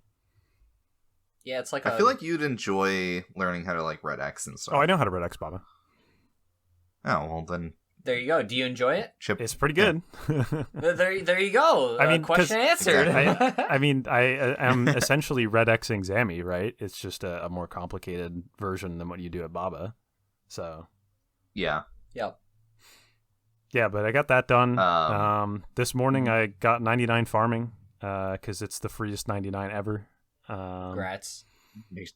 I've had 99 farming literally banked, and I could have had it by now, But I just click never on do my trees, farm bro. runs because Click on hate trees. the skill. It's not that hard, I promise you. It's just dailies the skill. I still man. have the untrimmed runecraft cape, of course. Never gonna lose that. And if I do, I'm a failure. Keeping untrims is so easy now. You can just die with them, and then you can send them to Death's office, and they just stay in Death's office forever. Death's office can hold like 120 items. So even if you die again and have stuff get sent to Death's office, they stay there. Oh, really? Yeah. I thought it deletes it if you die twice. Stuff in Death's office only gets deleted if Death's office fills. Oh, that's crazy. Yeah, it's so easy to keep untrims now. I've literally never sent anything to Death's office. Yeah, there's not much of a reason to, right? And you only have to pay for items that are over 100k. And guess what? Skill capes are worth 99k, so it's free. Yeah, nice. It's so easy to keep an untrim nowadays. And then also, even before that, you can use Chambers private storage. Also the freest thing ever, but it's a little annoying if you are doing Chambers because you have to take them out and then do Chambers because anything that you go into Chambers with anything in private storage just gets deleted. So I'm just going to interrupt real quick. Someone in my clan just got a whip. Oh, hey, a whip. And for a while, they're under 1 mil, but now they're up to 1.5 mil. Oh, really? Nature's healing. Bounty hunter. Yeah, that's probably it. Oh, Bounty hunter. True. Yep. True. I've seen people rocking tent whips, smacking some big numbies. Yeah, tent whip is pretty good at for PKing in that style because it's not the most expensive weapon to use and hits pretty hard. And if they don't have does it just poison or does it venom? I think it's just poison, right? Poison, yeah. Yeah, if they don't have an anti-poison, they're gonna take some damage from that. That's why toxic staff is so good because it venoms. Ooh. Yeah, it was really sad at that one point seeing the Abyssal Whip under 1 mil. It was in the trash can, dude. It was crazy. Such an iconic I saw it weapon. hit like 900k, and I was just like, what is happening, dude? Yeah. I've never seen them this cheap. I thought they were just going to keep going down. I'm glad they didn't. I think the Bounty Hunter update, like, I don't PK really. I've done some LMS in my time, as you might have seen in the Inquisitor series, but like, now that I don't have access to LMS anymore, it's that just shit's like, fucked up. It is what it is. One of my favorite sayings. Yeah, what can you do? Yeah. In one of the earlier episodes, I was just listening to it, and I later went back, because I'm like, what was that? Because I was just listening, and it was just like intense kind of like music for like 15 minutes straight, and I was like, what is going on? And I'm like, oh, it was an LMS montage. Okay. Battling fellow adventurers in attempts like I thought it was I thought it was either that or you're getting attacked in the wilderness or something, but I mean basically the same thing. Yeah. Combat's combat. I mean different stakes, of course, but yeah. PvP regardless. Well, that's why I loved LMS, because it's zero freaking yeah, you can just kind of jump in. Yeah. Zero risk. I found Speaking it. of that was the word. LMS and the fact that you can't do that, I was actually going to bring this up at some point if I remembered, but this is a good segue into it. How has like LMS being removed changed like how you engage with Inquisitor? Or I guess not removed, but locked out of your account. You can't do it anymore. Yeah, so historically I was able to do LMS, but as many of you old school players may or may not know, old school RuneScape has a tiny little itty bitty bot problem in places, and because Last Man Standing is a mini game that you can profit off of for free, I believe. Yeah, for free, zero entrance cost. You can profit off of it as long as you get your points, get your kills, placement, whatever. This was great until it had a skill total and quest point requirement added just a random Wednesday. There was no word of it coming. It just sort of happened. Yeah. And I went over, tried to join a match, and lo and behold, locked out. As for what it changed, It locked me out of getting access to the target teleport scroll, which at the time would have unlocked an additional clue step for me in the wilderness, which, not the biggest deal, honestly. Bolt racks was the big one, because little minor spoiler for the series, I went dry on the Carol's crossbow. It was the last Barrows item I got, and I'm gonna be honest, I didn't know you could buy bolt racks there. Yes, sir. They're an item which I genuinely think nobody buys except for like combat only accounts who still have access to LMS. Yeah, because I got my Carol's crossbow after the LMS change was implemented. So I only had the bolt racks from Barrows to use up from that Carol's crossbow. But yeah, I think I have like 26 LMS points just sort of sitting there for the odd time that I need like a magic shortbow imbue scroll. And this is a good transitional point, because they changed the multi-wilderness slayer caves to include a majority of the items that are on the LMS table, like those Trouver parchments, the magic shortbow imbue scroll. So you can get those from monsters now. So that was a little bit of the issue alleviated, but I guess looting bags, obviously, that's a big one, but not so big anymore, because I respawn in Ferox, go outside, kill rats for a couple minutes, and I have my looting bag at max, I should add, because they have 2 HP scales with their combat level, the drop rate of the looting bag, and you get it eventually. Just account for that time, and you'll never have to spend LMS points or Slayer points on looting bags. Yeah, that's my philosophy on that. But beyond that, I don't think I really lost anything else that was super huge. Rune arrows I can buy from like ranging shops, which is my go-to. If I need rune arrows, I should add. I currently have thousands, so I'm good on that front for now. But yeah, I pretty much just lost access to using the Carol's crossbow effectively, I'll say. Yeah, it's unfortunate, because like the only way for you to get them now, I guess, would be to do Barrows, and that's not a very efficient way to do them. Yeah, it's not, because you don't have access to Port Phasmatis. I can get in there. Pronouncing that wrong. Oh, can you? Okay. Because there's a guy, I think, that sells bolt racks. That guy is quest locked. Yes, that guy is he quest locked. He's actually not. He's not fully quest locked, but it's part of the way through. He doesn't actually appear on the dock until part of the way through the Ghost Ahoy quest. Is it? I believe so. Yeah, quick, just to be sure. Because there is an agility, or no, there's a cooking requirement, and I do think there's an agility requirement that you'd have to pass in order to get to that point in the quest where he appears on the dock. Yeah, it's the same agility requirement that locks you out of that one elite clue step where you have to jump to across the boat on the northern side, I think. Yeah, I always thought you had to do a quest to access Port Phasmatis, but I guess you don't have to. You don't. Sort of like how everyone thinks you have to do X marks the spot to get access to Great Krend. You don't have to. You can just go to the boat guy, and I think it's just like an extra dialogue box or two, and you can get over to Krend. So yeah, it's Bolt Rack guy on that dock is locked behind Ghost Ahoy, and we can only start that quest. We get blocked at the part where we have to make the nettle tea for the crone, because she's so specific on how she wants her tea made.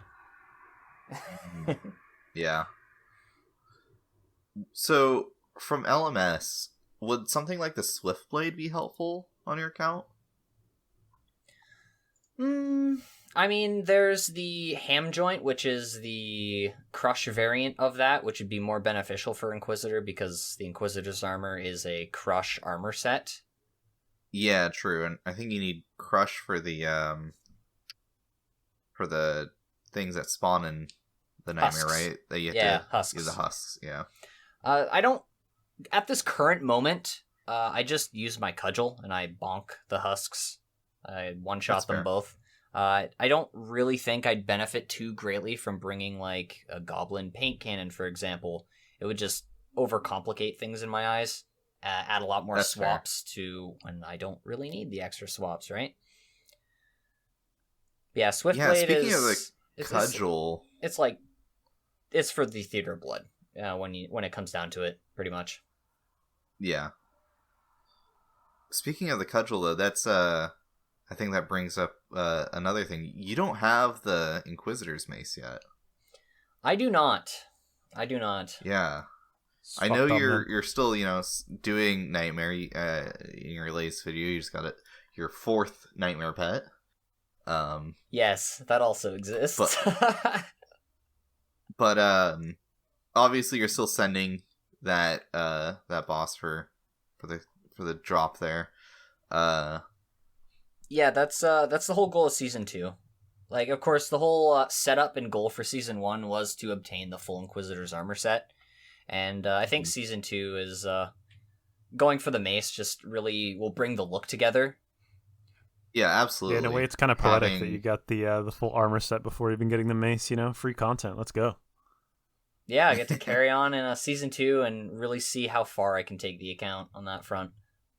It very cleanly breaks it into a Part 1 and Part 2.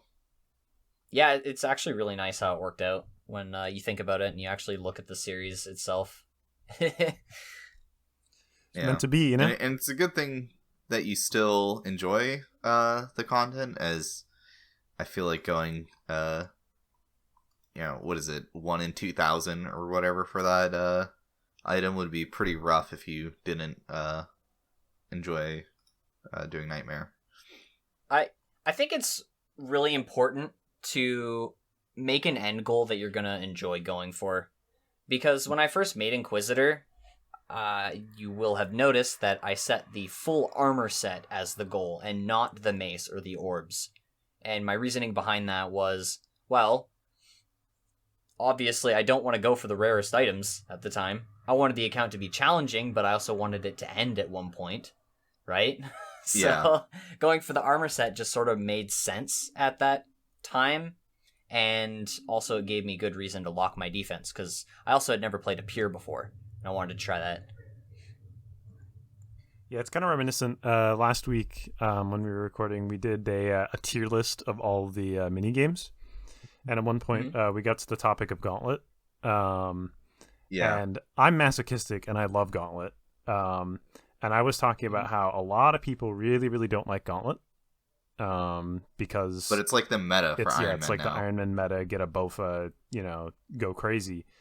And I was talking about, I think the reason a lot of people don't like that is because they just kind of go into Gauntlet with the grind set mentality of just wanting to get Bofa and wanting to get out of there. Whereas instead, I mean, I realize it can be kind of difficult when you're trying to like play the rest of the game and unlock all the content. I literally just did a shit ton of Zora just to like get that one thing. I understand wanting something and just grinding your ass out, but it is important to do something you enjoy, otherwise you're just never going to like the game and you're just going to quit. And that sucks. I think mentality is huge, because one of the reasons why I enjoy Fasani so much and the way that boss is and how Inquisitor interacts with that boss, every single kill that I do feels like an achievement. And I feel like that's super important for my motivation to continue playing the account, because I go into that boss fight, I have my Sanfew serums, my prayer potions, my cheesy potatoes, my sanguine Esty staff, my cudgel, my amulet of strength, and my full Inquisitor's armor, and I just hit the boss, do the mechanics. It's about the journey, like I've said all throughout this podcast. Yeah, really. It's very, very important think to enjoy the journey, even if you're it's about the destination kind of guy. It's still important to enjoy the journey. Otherwise, it's just gonna suck. Yeah, I mean, why play a video game if you're not gonna have fun?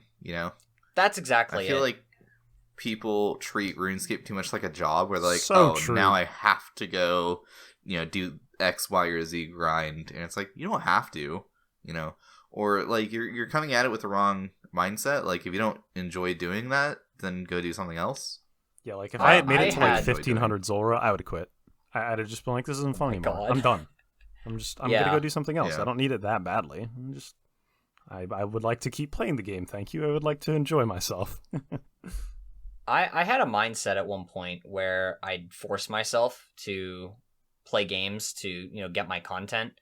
But one day I just sort of had a revelation, and I just thought to myself, why the hell am I doing this? Why am I forcing myself to play something that I'm not enjoying? So since that day, I promised myself that I'd never force myself to do something or play something that I didn't want to play. So whenever I don't feel like playing old school, I just don't log in. It's very simple. It's for really me that now easy. Yeah, it's so simple for me now that I had that revelation. I'm just like, okay, well, I don't want to play. Okay, just don't log in. Great, find something else to do. Like, Yeah, that's been so good for me. I've talked about this before, but like I used to burn out every year. Like by the end of the year, I was burnt out and I just stopped playing. Ever since I started playing in 2018, every year, burned out. And the last burnout, between 2021 and 2022, I didn't play the game for like 6 months because I burned out so hard.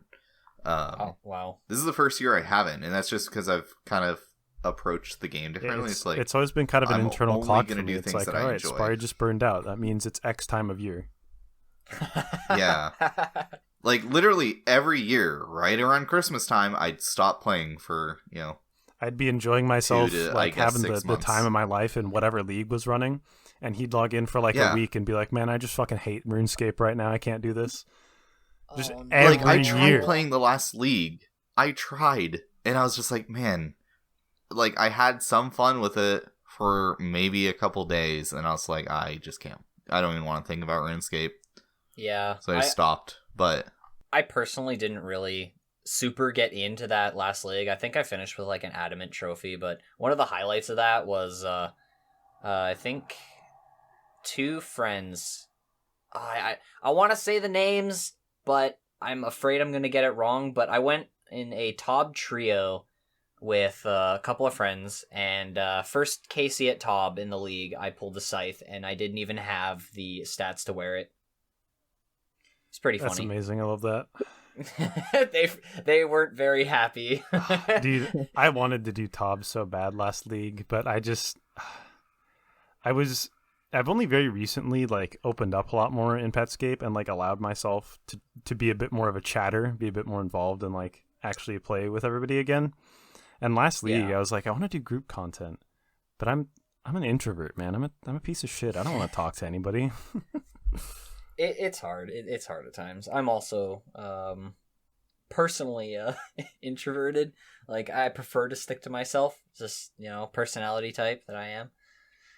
yeah, I don't know. I think of myself as an introvert, but then I think about like in Petscape, I'm usually chatting with people and harassing people to come do content with me sometimes, and in my clan I'm constantly sending learner raids in 8-man 300s and teaching people how to do BA or dragging people along to do volcanic mine. It's like, am I really an introvert? I don't know.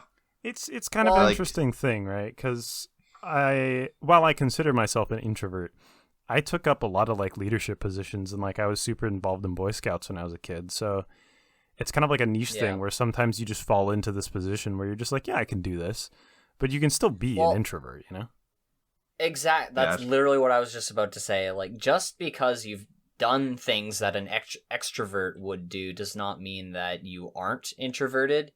The way that I've always explained it and has been explained to me is that the way to think about introverts and extroverts is like a battery. The social battery. Yeah, an introvert will recharge their batteries by being alone, and an extrovert will recharge their theoretical, metaphorical batteries by socializing and getting out with other people and all that. So it's not exclusive to one or the other. what you do. Yeah. Yeah, that's fair. I definitely recharge when I'm by myself. Like my best friend Chris, love the guy, but I can only hang out with him for like 6 hours before I'm like, all right, get the fuck out of my house. I want to just sit alone in a room and not talk to anyone. Yeah. And like at this point, he knows that's just because like I can only handle hanging out with people for so long. But like for the first few years we knew each other, it definitely was a difference of personality in that I wasn't just kicking him out because I hate him, but because but I still love hanging out with him. It's just I can't do it for more than a few hours before I don't want to talk to people. Like our Canada trip, I was just like, man, I can't just be by myself. There's these 3 other assholes I gotta hang out with. I didn't the entire mind that time. too much, honestly. I didn't feel the same way. I felt very much on that trip. Like for me, I'm kind of on the fence between introvert and extrovert. It's really like groups of people type thing. Like I can be within the certain group, but once we start getting to like crowds or like social interactions with people I don't know, that's when the like introverted bit really shows. And I'm just like, I don't want to talk to anybody. I don't know any of these people. I don't want to know these people. Well, I won't do like parties or anything like or bars. Really, I don't like a ton. Especially like the club. I fucking can't stand going to clubs. I got invited recently by some coworkers to go to like a rave, and I'm just like, yeah, absolutely not. I do not want to be. Not for me. Yeah, that sounds like a lot. Yeah, I'm also weird. I don't really like super loud music. I guess it's not weird, but I don't like loud music. So I've been to one concert, and I'm like, yeah, that's good enough for me. I will crank saw my favorite band, I don't care. I want it to be that's completely fine. You know, everyone has their preferences on that. There's no right or wrong in that instance. But yeah, I think we've been tangenting for a while. I think we were talking about what Bird's been up to this week. Yes.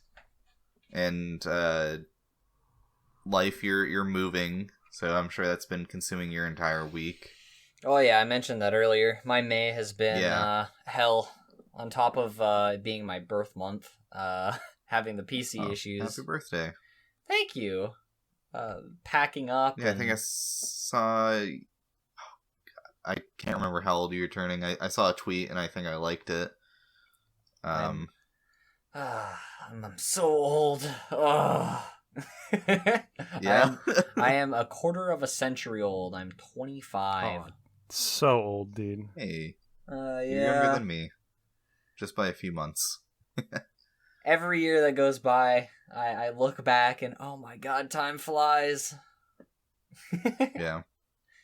Nah, I still have my whole life ahead of me, and I'm really looking forward to what's going on in the future. What could be, what might happen with the YouTube channel, and just, continuing to progress on Inquisitor and all that jazz. Yeah. I presume you haven't been playing too much RuneScape for the last week, then? With the PC problems and packing and all that. I mentioned before we started recording, and I guess I can give a little bit of a sneak peek, per se. I've been trying my hand at RTO. There's a very specific tank method, which involves an alt, and it's been really nice when I can find a world. That is probably the worst part about RTO, is finding a world.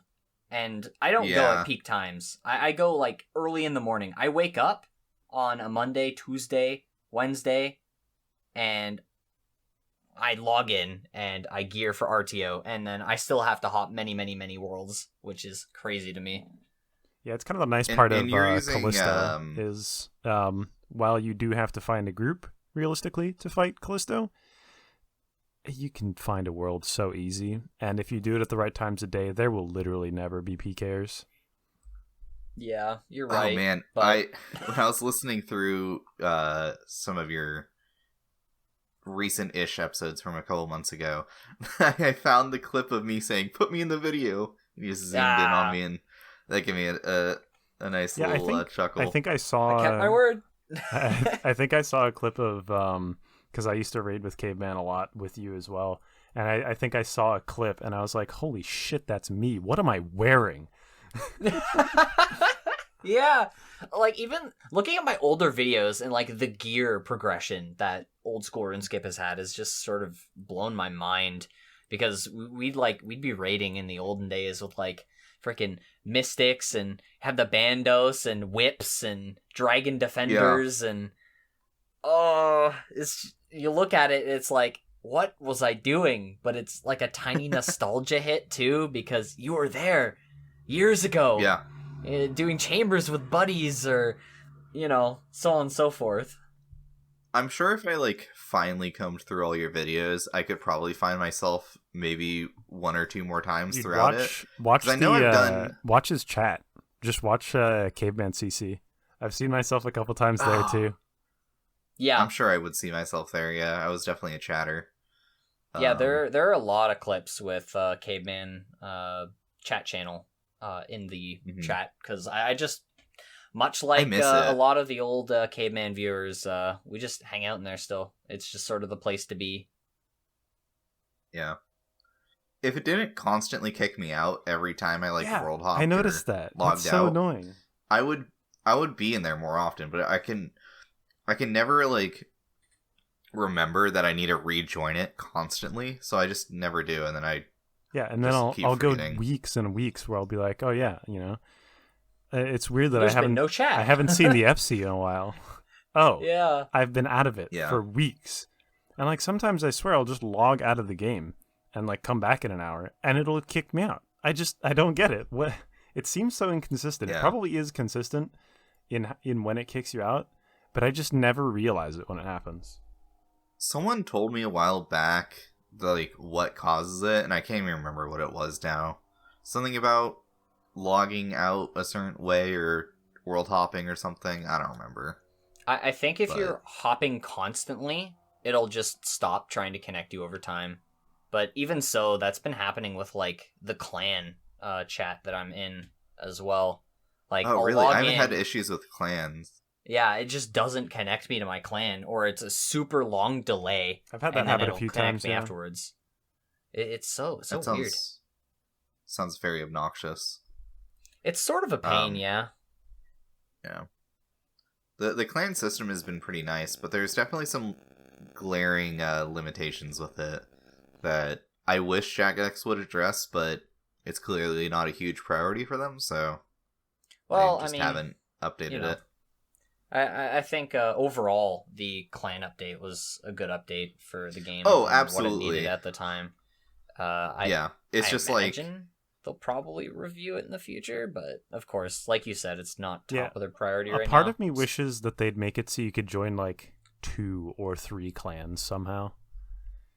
Well, you can be in a clan and guest in another. Yeah, but that's not the same. It's not nearly the same. Yeah, it's not the same.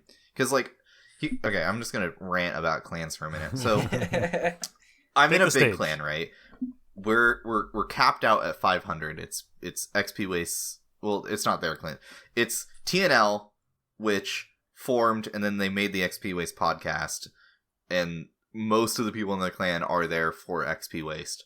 But so it's capped out at 500, and I luckily joined before they capped out. But now if you want to join, you have to go through an application process because there's just simply not enough slots. They have to kick people if they become inactive, and it's just like, why is that a thing?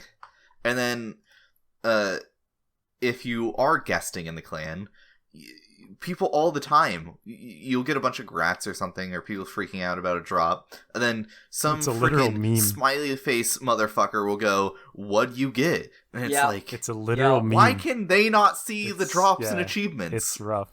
I just don't get it. That's why I don't ever join clans like that if I'm like just wanting to chill and chat, because a lot of the interactions in being a clan are like, this person just got this thing, and like the automatic broadcast and message, and then people start chatting about that, and it's like I I don't want to just be out of the loop and annoy everyone by asking what's going on all the time. It's frustrating. Yeah.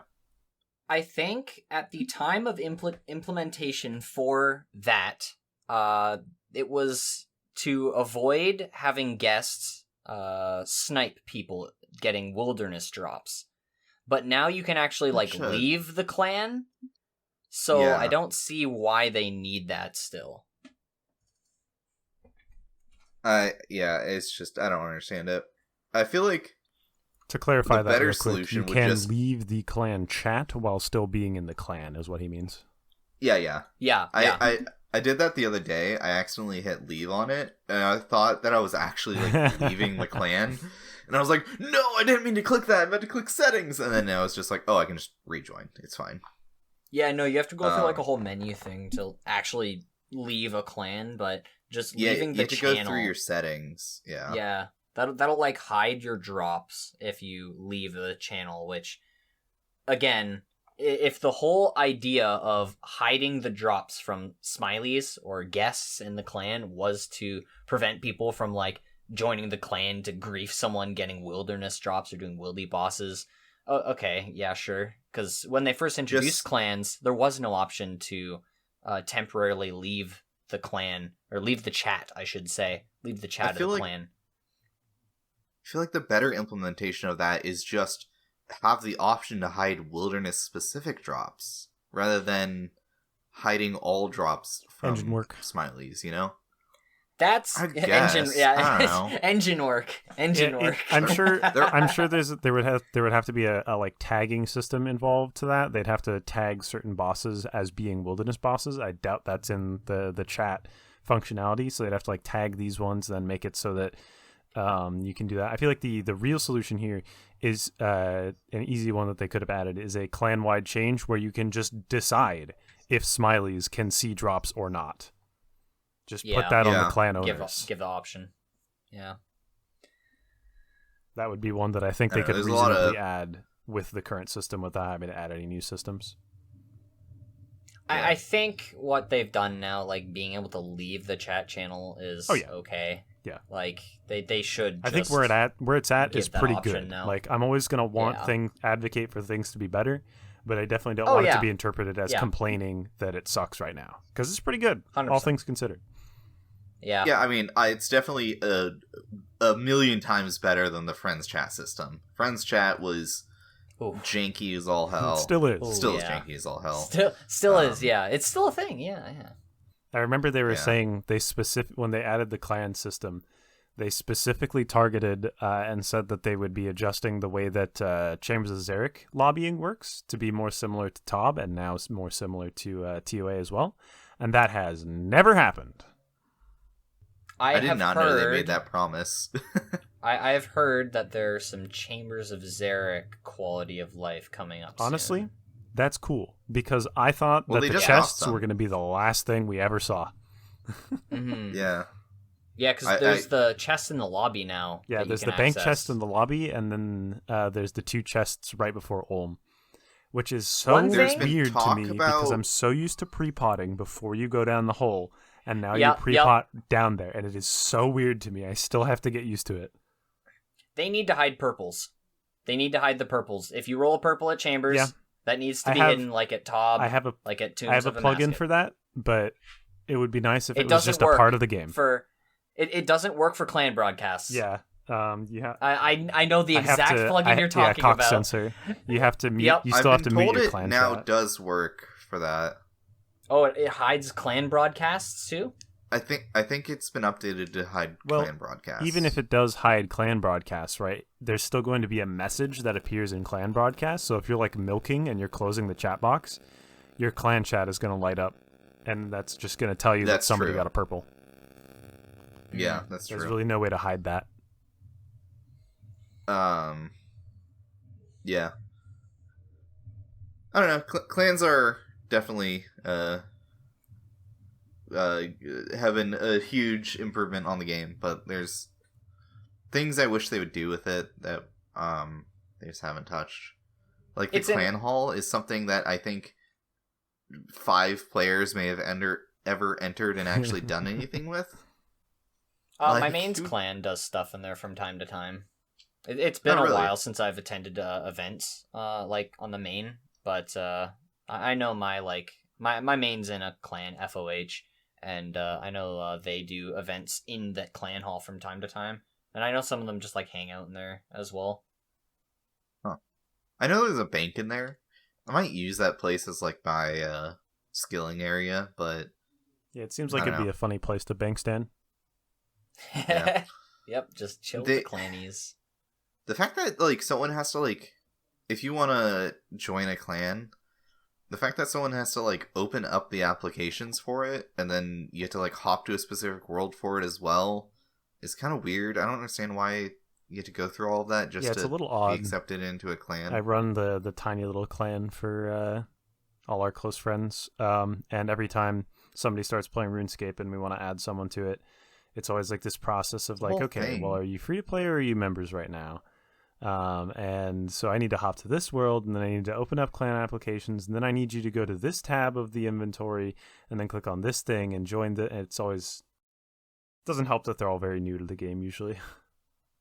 Yeah, it's very convoluted, but I think that's just the way that the engine makes it work.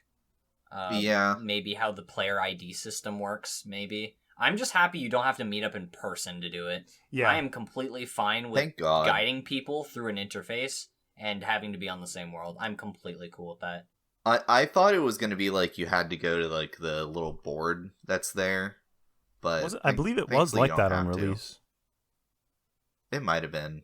I'm not sure. Yeah, I could be wrong, but I seem to recall that on release you had to meet in person, and then very shortly after, it was made so that you don't have to meet in person anymore. I could be wrong though. I think so. I remember joining Defy J's clan and I went to that board. But I stayed in there for only a little bit because although I make fun of TNL for gratzing every single thing, my god, Defy J's clan was like, someone did sheep shearer, and then the clan would just be 30 grats, and then no one actually talking for the next 15 minutes until someone gets like, Dick Thumper 32 just got 32 fishing, and it's like, here's another round of grats. And I'm like, man, I think that's just like a filtering issue on the clan's part, because like I feel like the 807 clan has all of the settings at just about the sweet spots right now, because obviously when someone's starting their 807 and they want to do some quests to get that singular block that we have access to, there'll be some quest spam, and obviously people congrats, and congrats, you do the odd quests because we don't have access to all 300. Yeah, I was gonna say it probably is helpful. I don't believe there's any filtering for quests whatsoever, so it's probably helpful in the 807 clan that you literally only have a very small block of quests that anyone in the clan can actually do. Yeah, it's 293 quest points right now. Yeah, generally people who are doing the quests are like newer combat only accounts as well. So I feel like it's just a nice thing to have on to make them feel more welcome into the community as well. Because they're kicking their account up, they're starting to make some progress. So a little bit of grats here and there for their little achievements are freaking great. Yeah, I mean, I'll always grats like a new player that's like first getting into the game and stuff. But there gets a point where it's just the chat is only people saying grats and nothing else. That's the real issue. Is if you're in a clan where it's just level ups and grats instead of any actual functional chatting and chilling. Yeah, in that instance, I would refine the filtering that the clan has set up. Because I definitely think there was a filtering issue, but I think it was also just like a clan culture issue. Like, Defy J's clan was just mostly like people that are viewers, and there's not really like a community, if that makes sense. There's no actual culture there. It's just people that enjoy X streamer or content creator rather, and just want to be involved with X content creator, and as such have joined their clan. Yeah. That makes sense. Yeah, it's weird because they're all there for the streamer and not to really associate with the other members of the clan.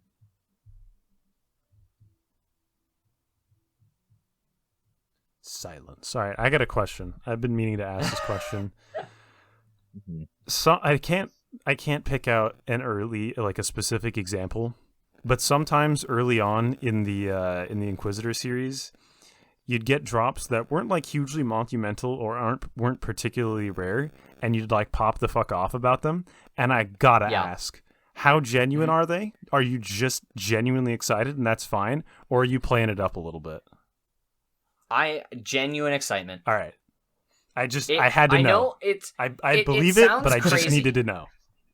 Yeah, it sounds crazy, but really when you play a snowflake type of account, a special type of account, which fundamentally changes the way that you play the game, that changes your outlook on how you obtain certain items.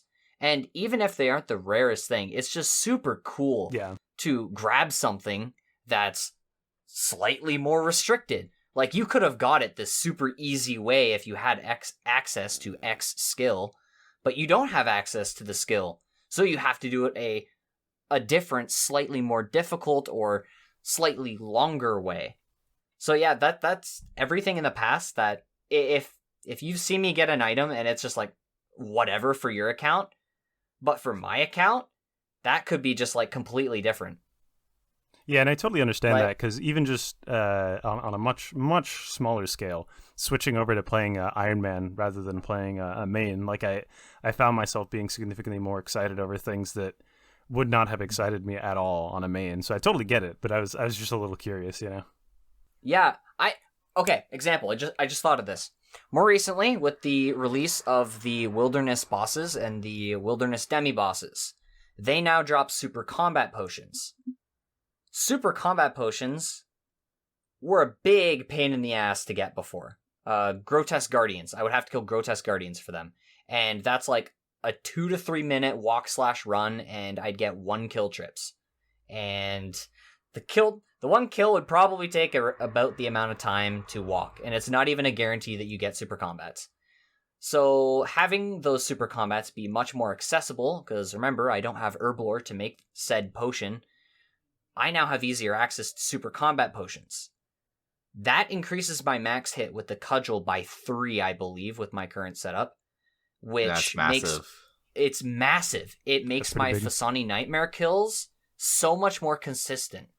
I get between, I think with the super combats, it's like 10 to 12 minutes, and when I'm only using Zamorak Bruise, it's like 11 to 13. If I'm being generous. So yeah, the super combats are a huge deal for my account. But for other accounts, they get that drop from the boss, and they're just like, whatever, I could have just made those with Herblore. So yeah, like, drops, the way you look at the game can fundamentally change depending on the account that you play, and what you're restricted from. Yeah, like, I had for a brief time, Wilderness locked Ironman that is now a failed account because I just lost interest in it and realized it wasn't really for me. But, like, I remember getting a lava battle staff from lava dragons and just popping off because, like, that was a really good drop to get. And, it took a while to get all the runes and to kill these lava dragons without having some, pure rock up and 1 or 2 shot me. Yeah. As they say, it's the little things in life that should make you happy. Yeah. Actually, do you have... Sorry, continue. You mentioned... no, the thought escaped me. Carry on, and I'll... if I remember, I'll let you know. So, speaking of my, failed Wilderness only, do you have advice for people that want to start a Snowflake and not, burn out on it or quit, before they hit 1k total? Or I guess in your case, you can't hit 1k total, but do you just have advice for people that are starting a new Snowflake? It'd have to be 2 things. Set an end goal that you reasonably think you can achieve.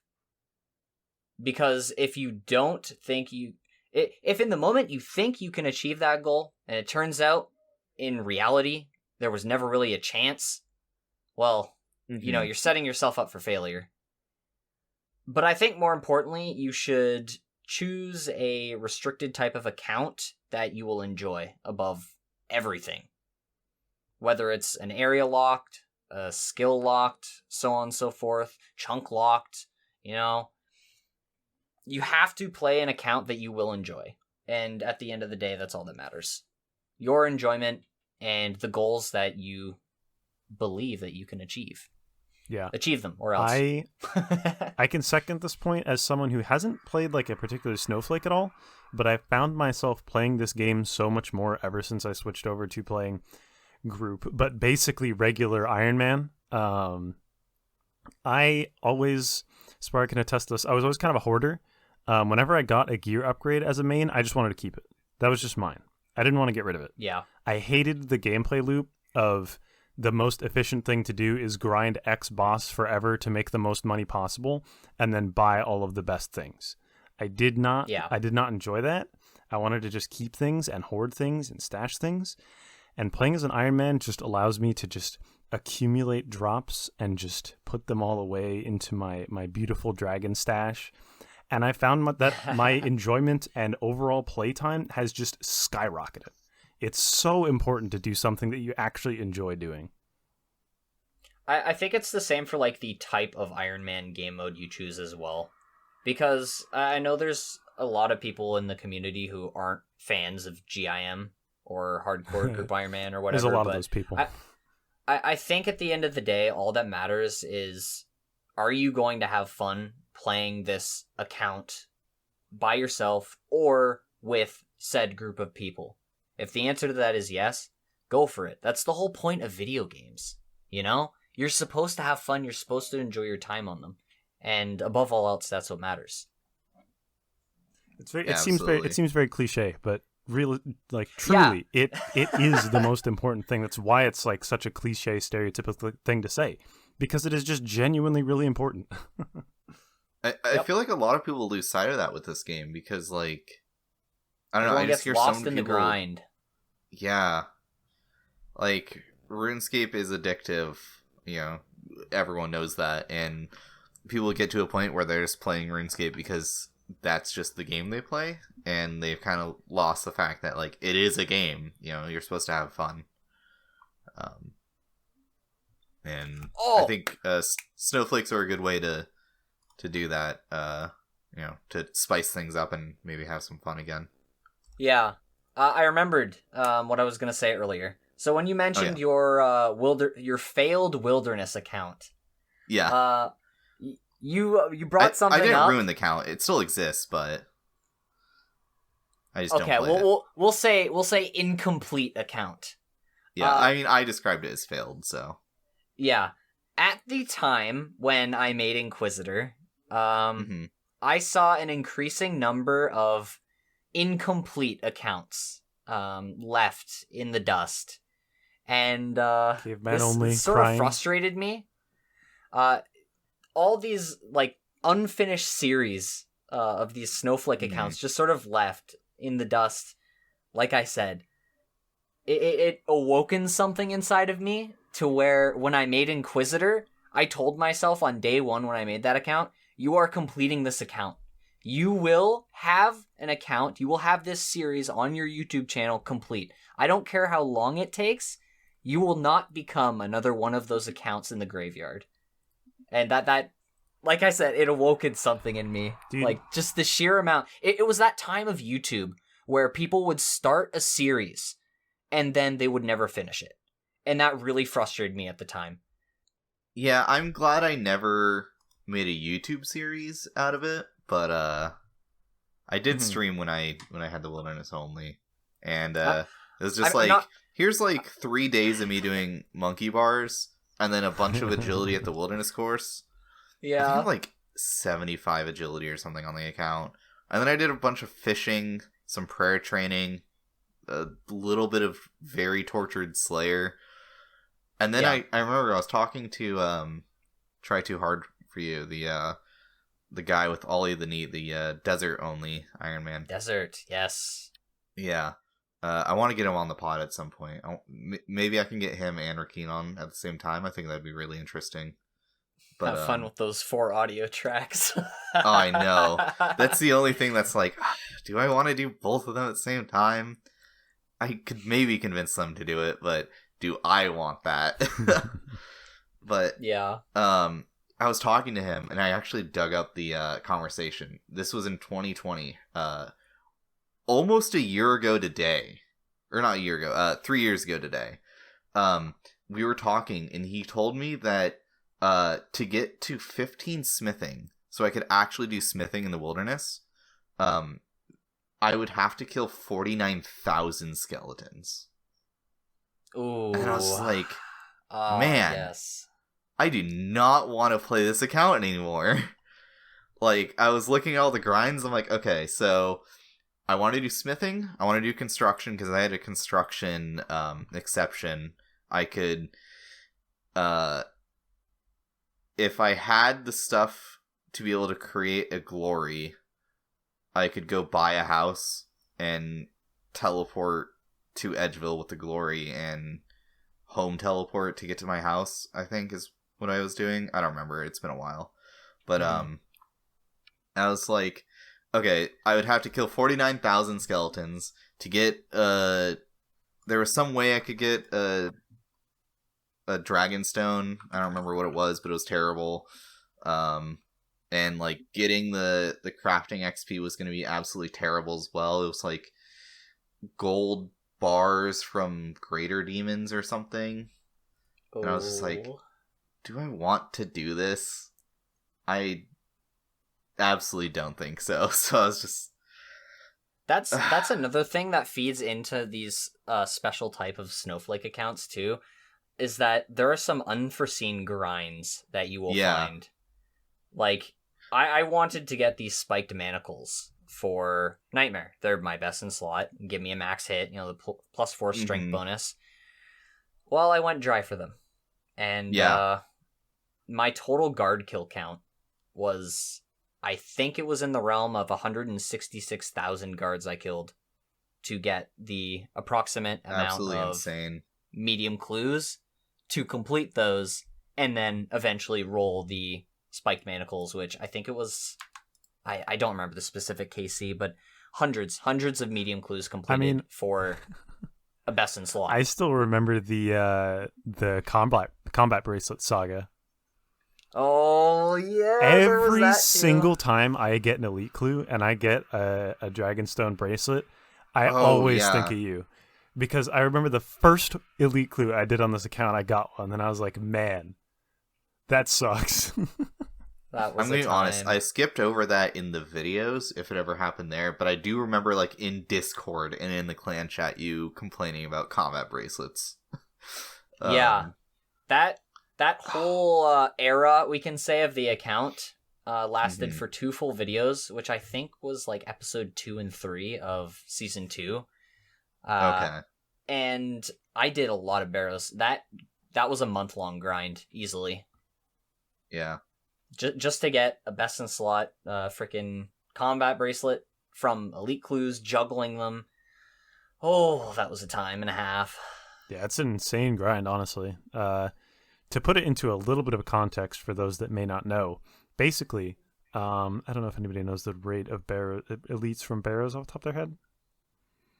I want to say 1 in 42, but I could be wrong. But basically, this man's here is looking for probably like a 1 in 14 drop from an elite clue, I want to say. It's probably somewhere around 1 in 14 for a combat bracelet. It's realistically not that rare. And you roll many times. 1 in 29. 29, if you kill all the brothers. Yeah. So he's looking for this. You get a lot of rolls to get a combat bracelet. I probably get one every other elite clue, I swear to God. It's super common from these elite clues. But he has to go through the process of acquiring not just 1, 2, 3, or even 4. I think 5 is the minimum steps for an elite, right? Is it 5 or 6? I think it's 5. It's 5 to 7. Yeah, 5 to 7. But so you need a minimum of 5 to be able to get a casket. Yeah. And you need 5 that you can do on an 807 account that also has 30 defense. because you're juggling these clues, you can't stop playing the game while you're doing this. Could you stop playing the game? I don't know how you log out. I don't know. I don't know how much death changes have affected UIM actually. They were huge. They were a huge change for my account. Because I remember there was a big UIM death change. Because I think you'd log out and your stuff doesn't go on a timer anymore, right? Yes. So there was before and after. Before, and I did do some clue scroll juggling this way, I would have to log in for essentially a 12 to 14 hour session of just doing barrows to try and stack as many clues as I could in a day. Because you couldn't log out and keep your death pile. You would be on a timer constantly. And then after the changes were made, you could officially log out and your death pile would be attached to your character, which means the timer pauses when you logged out. I remember there was the separate UIM question for this one. Yep. And I completely forgot that had passed and gone into UIM, which is so huge, honestly. That was the change that allowed me to get the combat bracelet. Because before, on the old mechanics, I would only be able to get a maximum of maybe 4 to 5 elite clues. And I can't do every step either. So there's only, I believe it's a 48% chance. Yeah, there was like a 48% chance at the time of being able to roll a completable clue. So let's be generous and round that up to say it's a 50-50 chance of rolling a completable clue step. Well, if I'm only able to get 4 clues in a day, statistically speaking, I only have 2 completable clue scrolls from a 12 to 14 hour gaming session. And then I gotta either send them or lose them. Or I guess log out with 1. So having those death pile changes was absolutely massive, and I don't think I would have a combat bracelet without those. Yeah. Because I was actually able to stack up 7 completable elite clue steps. That's a very important distinction to make, because there's a very good chance that I roll incompletable steps along the way. So it's multiple day, multiple week grinds that eventually led me to getting the combat bracelet on, I think it was KC6 on my 6th casket. Yeah. I finally got it. Which is 7th, something like that. Which is why I thought it was important to kind of take that time to clarify that, because it's one of those things where you kind of take it for granted of you don't understand quite how insane that grind is unless it's a little bit explained.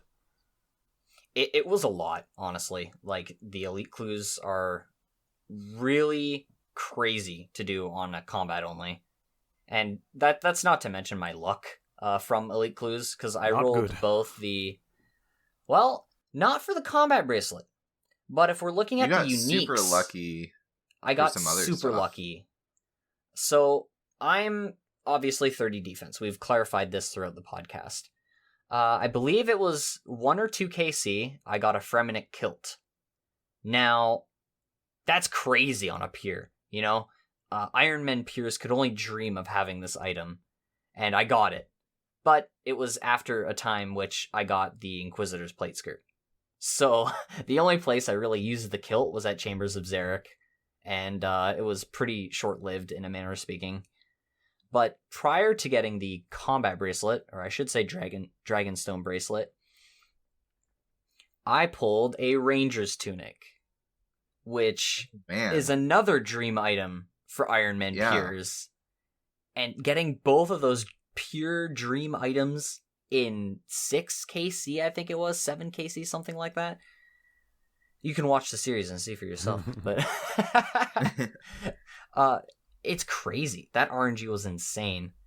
And then finally getting the combat bracelet to top it all off for my best in slot. And do you still have the Ranger's tunic, or did you? Yep, I still have the Ranger's tunic to this day. It is my best in slot body because I cannot get to Tombs of Amasket for the Missouri body. Man, it's so disappointing that you can't get the stuff there, because like some of those items would be absolutely game changers for you. They'd be insane, and that'd be a lot of content, to say the least. I would love to send TOA with that account. That would be so much fun. Like, yeah, I think I explained the restrictions in that video that you said you watched. It's been a theory while crafting. since I've seen it. Yeah, but there's like select things I can't do in there because the Het seal requires mining, for example. I couldn't mine the pillar because it's token mining XP, and a few other things here and there. But overall, the raid would be doable. The only token XP you can't do the pillars in Monkey Room as well. Yeah, to hop between the it's Kefri. The Kefri puzzle room can't jump across the agility.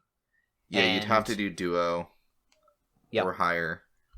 And you're also correct. In the monkey puzzle room, I could not repair the pillars because that's token construction XP. So that's like the 3 things that would be limiting to Inquisitor and Tombs.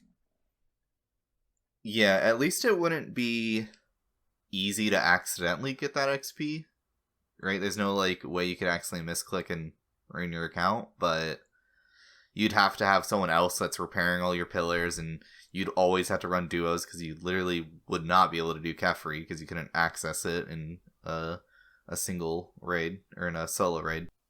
Yep, and 100%. Yeah, and you also couldn't do Baba puzzle solo because you would probably die from taking damage from all the pillars. Yeah. Definitely. Yeah. It would be a duo adventure, that's for sure, and people would have to pick up the slack on the token agility things inside of that raid. And I did want to make mentions of the custom menu swapper plugin, which we have access to. You can straight up hide sources of token experience pretty much, as long as you know what the interact option on the object is.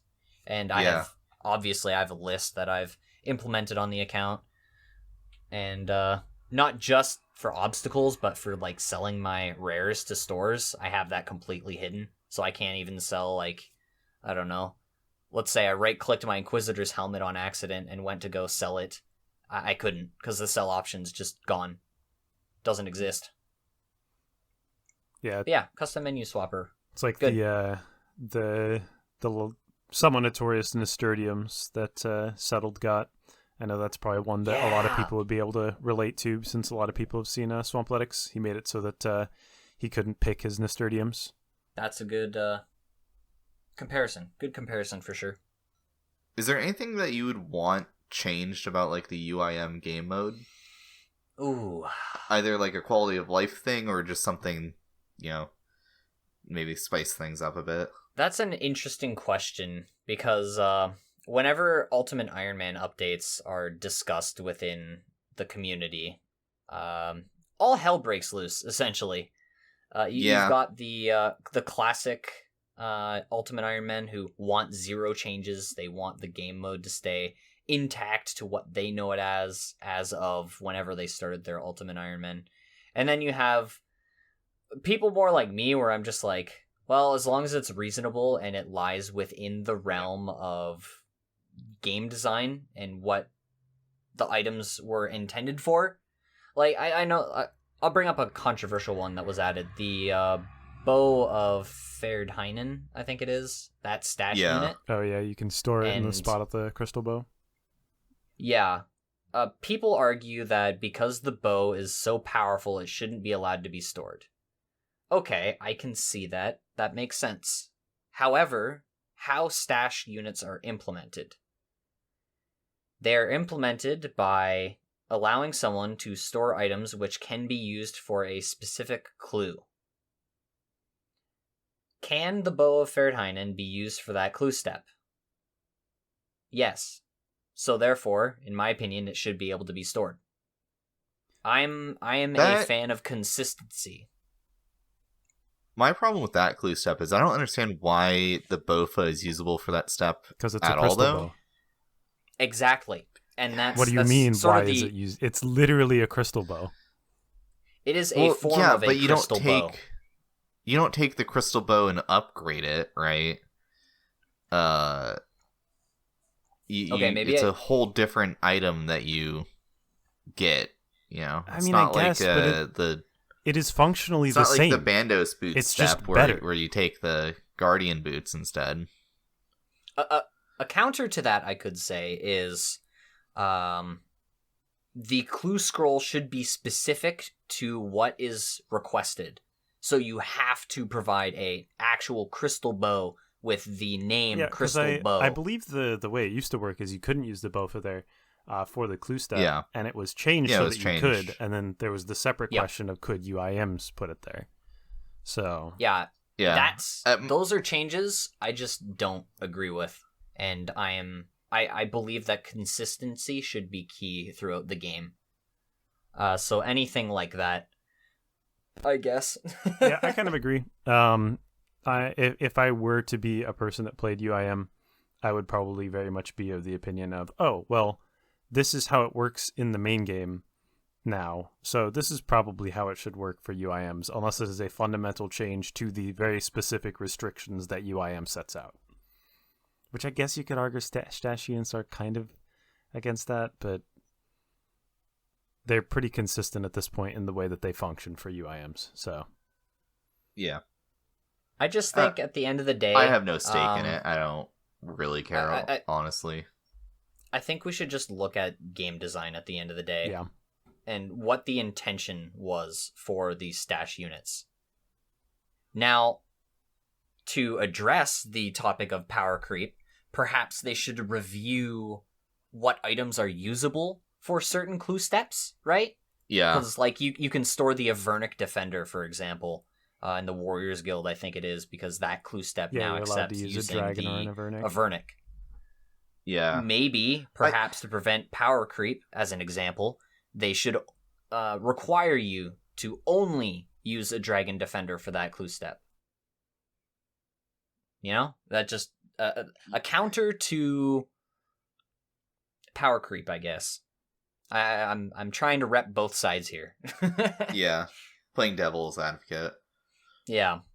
I don't know. It's interesting that they are allowing you now to use these upgraded versions, but it definitely does introduce power creep in these stash units that because now you can store the Bandos boots and the Vernic, and I'm sure there's other stuff elsewhere, but I can't remember that. I think the prims are now storable as well, because they also that's one of them. But even looking at the power creep aspect of the specific items they've allowed so far, prims aren't even that bad, I'm pretty sure. They're just, an additional strength bonus and some accuracy? Yeah, prims aren't that crazy. Yeah, it's... comparatively to something like being able to store Bofa, or even a Vernic isn't like that crazy. It's like +2 strength, I think. Tent Whip, too. You can store a Tent Whip, too. Yeah, now. that one's actually kind of crazy.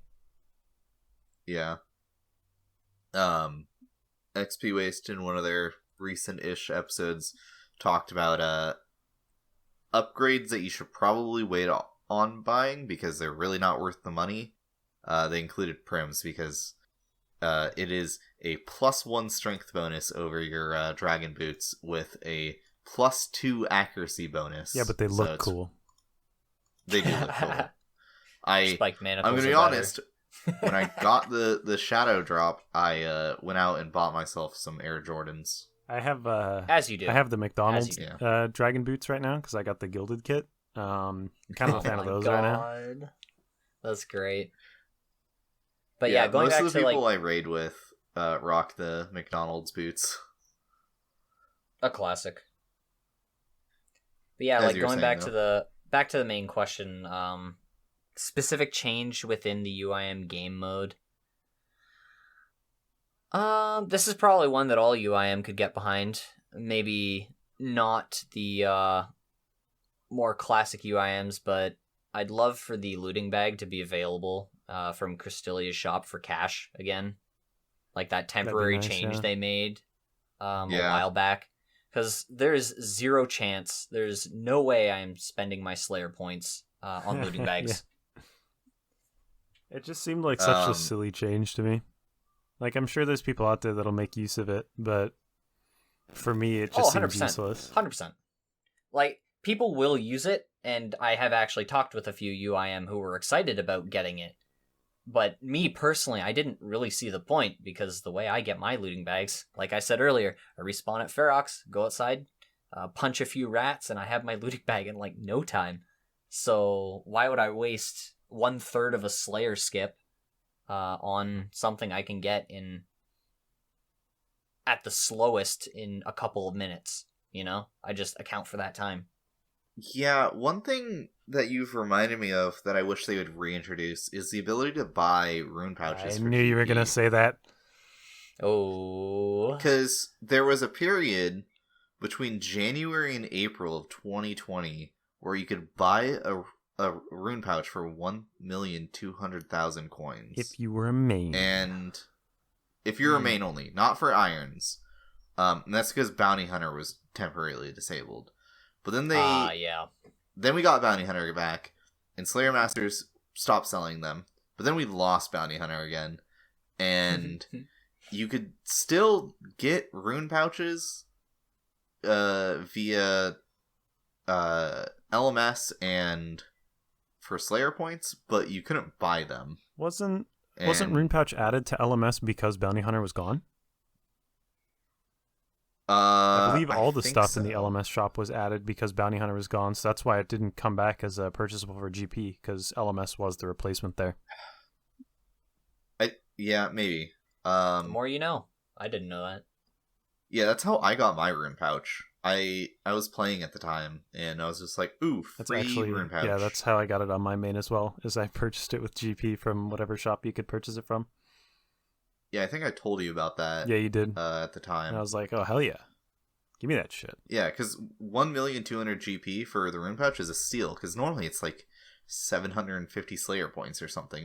Yeah, it's a lot. That's expensive. 750 Slayer points or 75 LMS 75 points. LMS points, which... That's a lot. Yeah, it's... For a lot of people, that's way too many. For above average players, it's a lot. But it's not unreasonable. It's manageable. I've done a little bit of LMS, but I suck. I think I have one win. Yeah, I have one win in 113 games. I've killed 61 people. I am terrible at LMS. I've bought all the upgrade kits. So, like, the little box ones, and I've bought the ornate maul handle. The cosmic kits. Oh, dude. That's it. I need to go get an ornate maul handle. I have full obby, and I got enough onyxes that I can have an excuse to make a berserker necklace. So I want to bring full obby with the berserker necklace and the maul with the handle, and just camp Nightmare Zone for, like, max melee XP. Just go fucking crazy. Hell yeah. You reminded me of the times that I used the granite maul at Nightmare and Sonny's, and a little tiny nostalgia hit there. Oh my god. I have something embarrassing to admit. When they made the maul changes, I didn't... Did you buy a clamp? I bought the clamp. Yep. And now there's just a granite maul ore sitting in my bank still from when I did that. And I refuse to remove it from my bank as like a reminder of, hey, you should probably double check things, bud. Ooh, pain. A lot of people bought the clamp. Very, very funny to me. It's like a mill. God. And it looks terrible in my opinion. It does. It looks awful. I'm pretty sure I have both types of granite hammers in or granite mauls in my bank. Let me double check that right now, actually. No, I only have the one with the ornament kit. Apparently you can revert it. That's funny. So sad. So sad. I got my rune pouch from LMS, and that was a time I did enjoy, honestly. Yeah, it's sad you can't do LMS anymore. I mean, we've already talked about it, a bit, so I don't want to keep going back to that topic, but it's so lame that bots ruin that piece of content for you. I have a prediction to make, and it's going to pain me to say it, but I have a feeling that Jagex's fix for the bots at all of the wilderness demi-bosses is going to be to skill lock it and quest lock it, much like they did to LMS, which is why I'm trying to get as much KC right now. Yeah. Yeah, it's little prediction. We'll see. We'll see what happens. You've talked about it in Petscape quite a bit, or maybe not quite a bit, but I've seen you talk about it, and I definitely think that's probably what's going to happen. I'm still surprised be really there isn't some kind of restriction like that on Pyramid Plunder, because I very recently finally got my second scepter, so I could build the occult altar in my house. Super nice upgrade to have. But man, every time I went there, there'd be 3 bots, and they'd be 3 different bots than the last day I was there, and they'd all have like over 100 levels in thieving, and like nothing else on their account. And it's like, how do these not get banned? How is it not obvious that these are Pyramid Plunder bots? It just makes no sense to me. Oh, that's a whole whole podcast we could dive into, for real. Ranting, raving, and discussing like how cheaters and botters will always be ahead of anti-cheat, but it's always it's that, not like, progressive it's not just war. RuneScape either. It's everything. Yeah.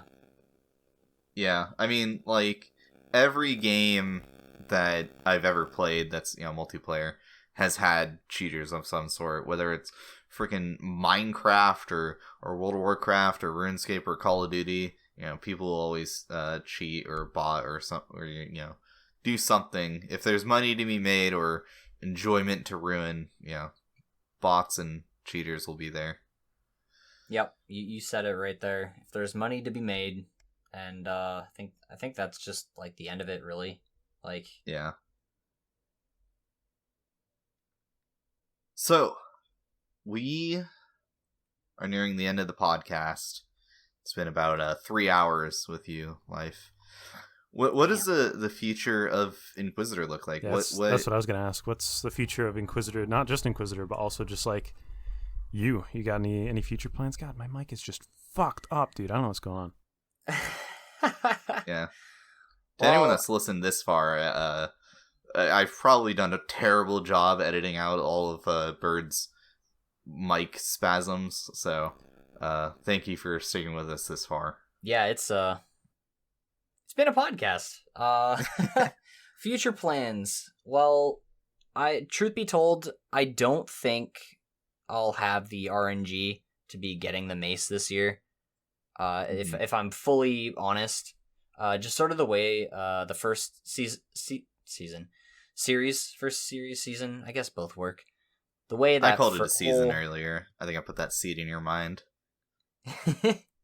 The way that whole first season went, with the RNG and how it all lined up, I didn't get any duplicates of Inquisitor pieces of armor, so I definitely am expecting to see a dupe of sorts at the very minimum, if not 2.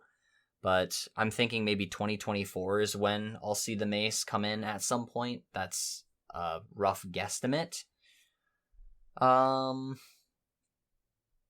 Will you just be done with the account once you have that? I can't imagine. That's a good question.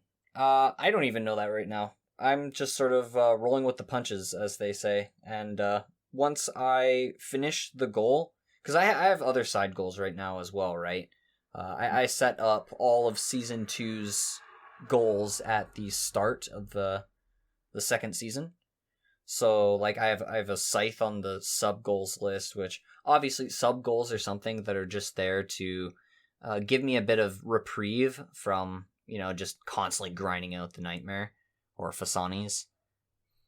There's the Imbued Heart, which would just increase my max hits with my Sanguinesti staff, which would be nice. And I also have on the list to get a Chambers Purple, a usable Chambers of Zarek unique, because my current luck at Chambers has been abysmal with my account. I've rolled 4 Dexterous Prayer Scrolls, and I can't even use Rigor because I'm defense locked. So, over 400 raids. I forgot they had a defense requirement for that. Yep. So yeah, a usable Chambers Purple would be cool. That's a pretty What's big the dream goal. drop there? Tebow or? People are going to crucify me for saying it. It's the mall. But it's the Elder Maul. Yeah. I I want the bonk. Yes, for sir. I It love that has to thing. fit It the sucks aesthetic of so the account. much, but I love that weapon.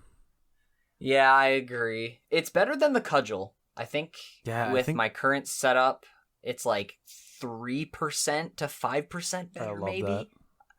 I'd have to re-roll the DPS calculations again, but yeah, if I were to roll anything, I'd want the Elder Maul.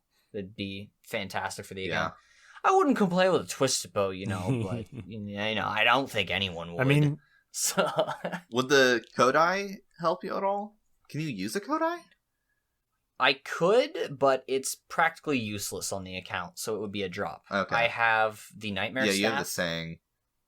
Yeah, well, I have the Sang for like an autocast staff, but I also have a Nightmare Staff, so if I happen to get lucky with an orb, that is practically what would be the Kodai, if that makes sense. What's the orb tier list? So out of curiosity.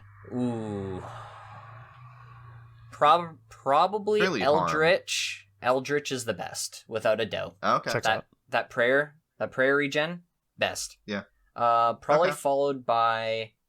Now, I did have a tier list in the video, and I had Volatile above Harm before, but I think I'd probably put Harm at second now that I know that it's a slight DPS increase at Ice Demon in the Chambers of Zarek. Yeah. But anywhere else... You don't have else... very many spec weapon options, do you? It depends what you're looking at. Like what style. Yeah, I guess you do have you have like the magic short. I don't even know what kind of spec weapons you would have, I'm gonna be honest. You have the magic short bow, right? Yep, magic short bow for range. I have an abyssal dagger on P++. It was recently buffed, which was really cool. 25% spec. Yes, yeah. Still technically you would have gotten worse. that from Abbey Demons then, right? Yes, sir. Ah, that's crazy. That was a crazy drop. Yeah. I was sick when I got that. Like 32,000? Yup. You were sick when you got that Insane. sick drop, Yup. And of course the Dragon Warhammer, a typical go-to defense drain weapon. What else? I think off the top of my head, that's the selection of special attack weapons available to me. Yeah. Volatile wouldn't be a terrible spec weapon then. Yeah, orb tier list. That's what we were on. So harm would be very niche. Like, I should emphasize that the Eldritch is many tiers above. Yeah, it's kind of in a tier of its own because it actually has like a lot of I kind of use always cases. forget about the Eldritch, but it prayer is so good. Is crazy, and yeah, I hate to say it, but if the Infernal Cape was ever a goal, I was about to say, I would want to have people unironically use Eldritch staff in Inferno from time to time, so it actually has like a lot of use cases. I mean, finish that real quick. The harm, then volatile, and then volatile spec the totems because they're weak to magic, double magic damage on the pillars.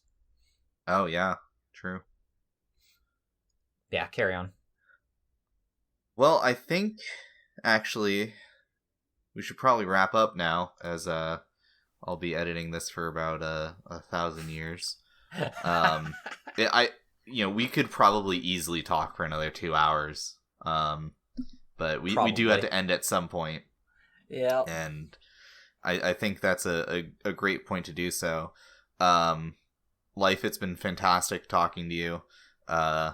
I'm excited to see where you take the account in the future, and where can other people find you if they want to watch your content or maybe follow some other stuff you might be doing elsewhere. Yeah, thanks for having me on. It's been a lot of fun. You can find my Inquisitor videos at youtube.com/LYFE. That's Lyfe with the I as a Y. Slick. Awesome.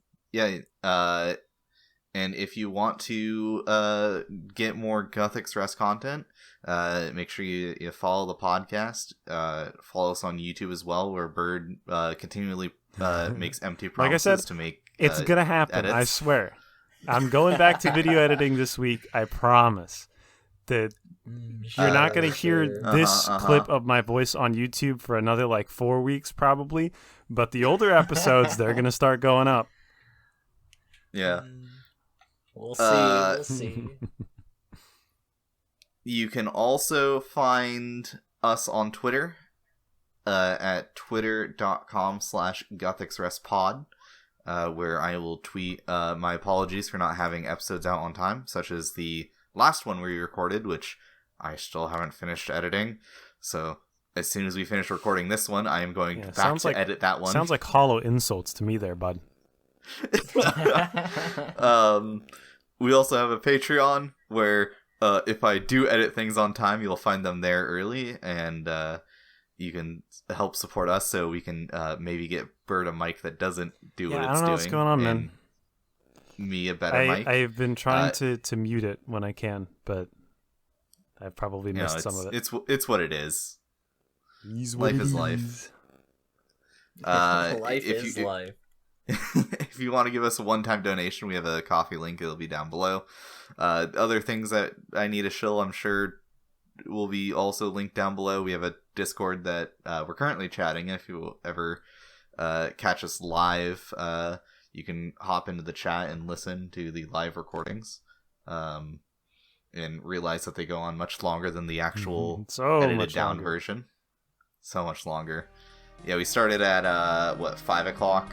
Jesus, it's Pacific 8:34. It's 8:34. Yeah. So yeah, it's 11:30 for me. East Coast here. Yeah, thank you for recording with us, Lyfe. I think that's everything. Bye. Bye.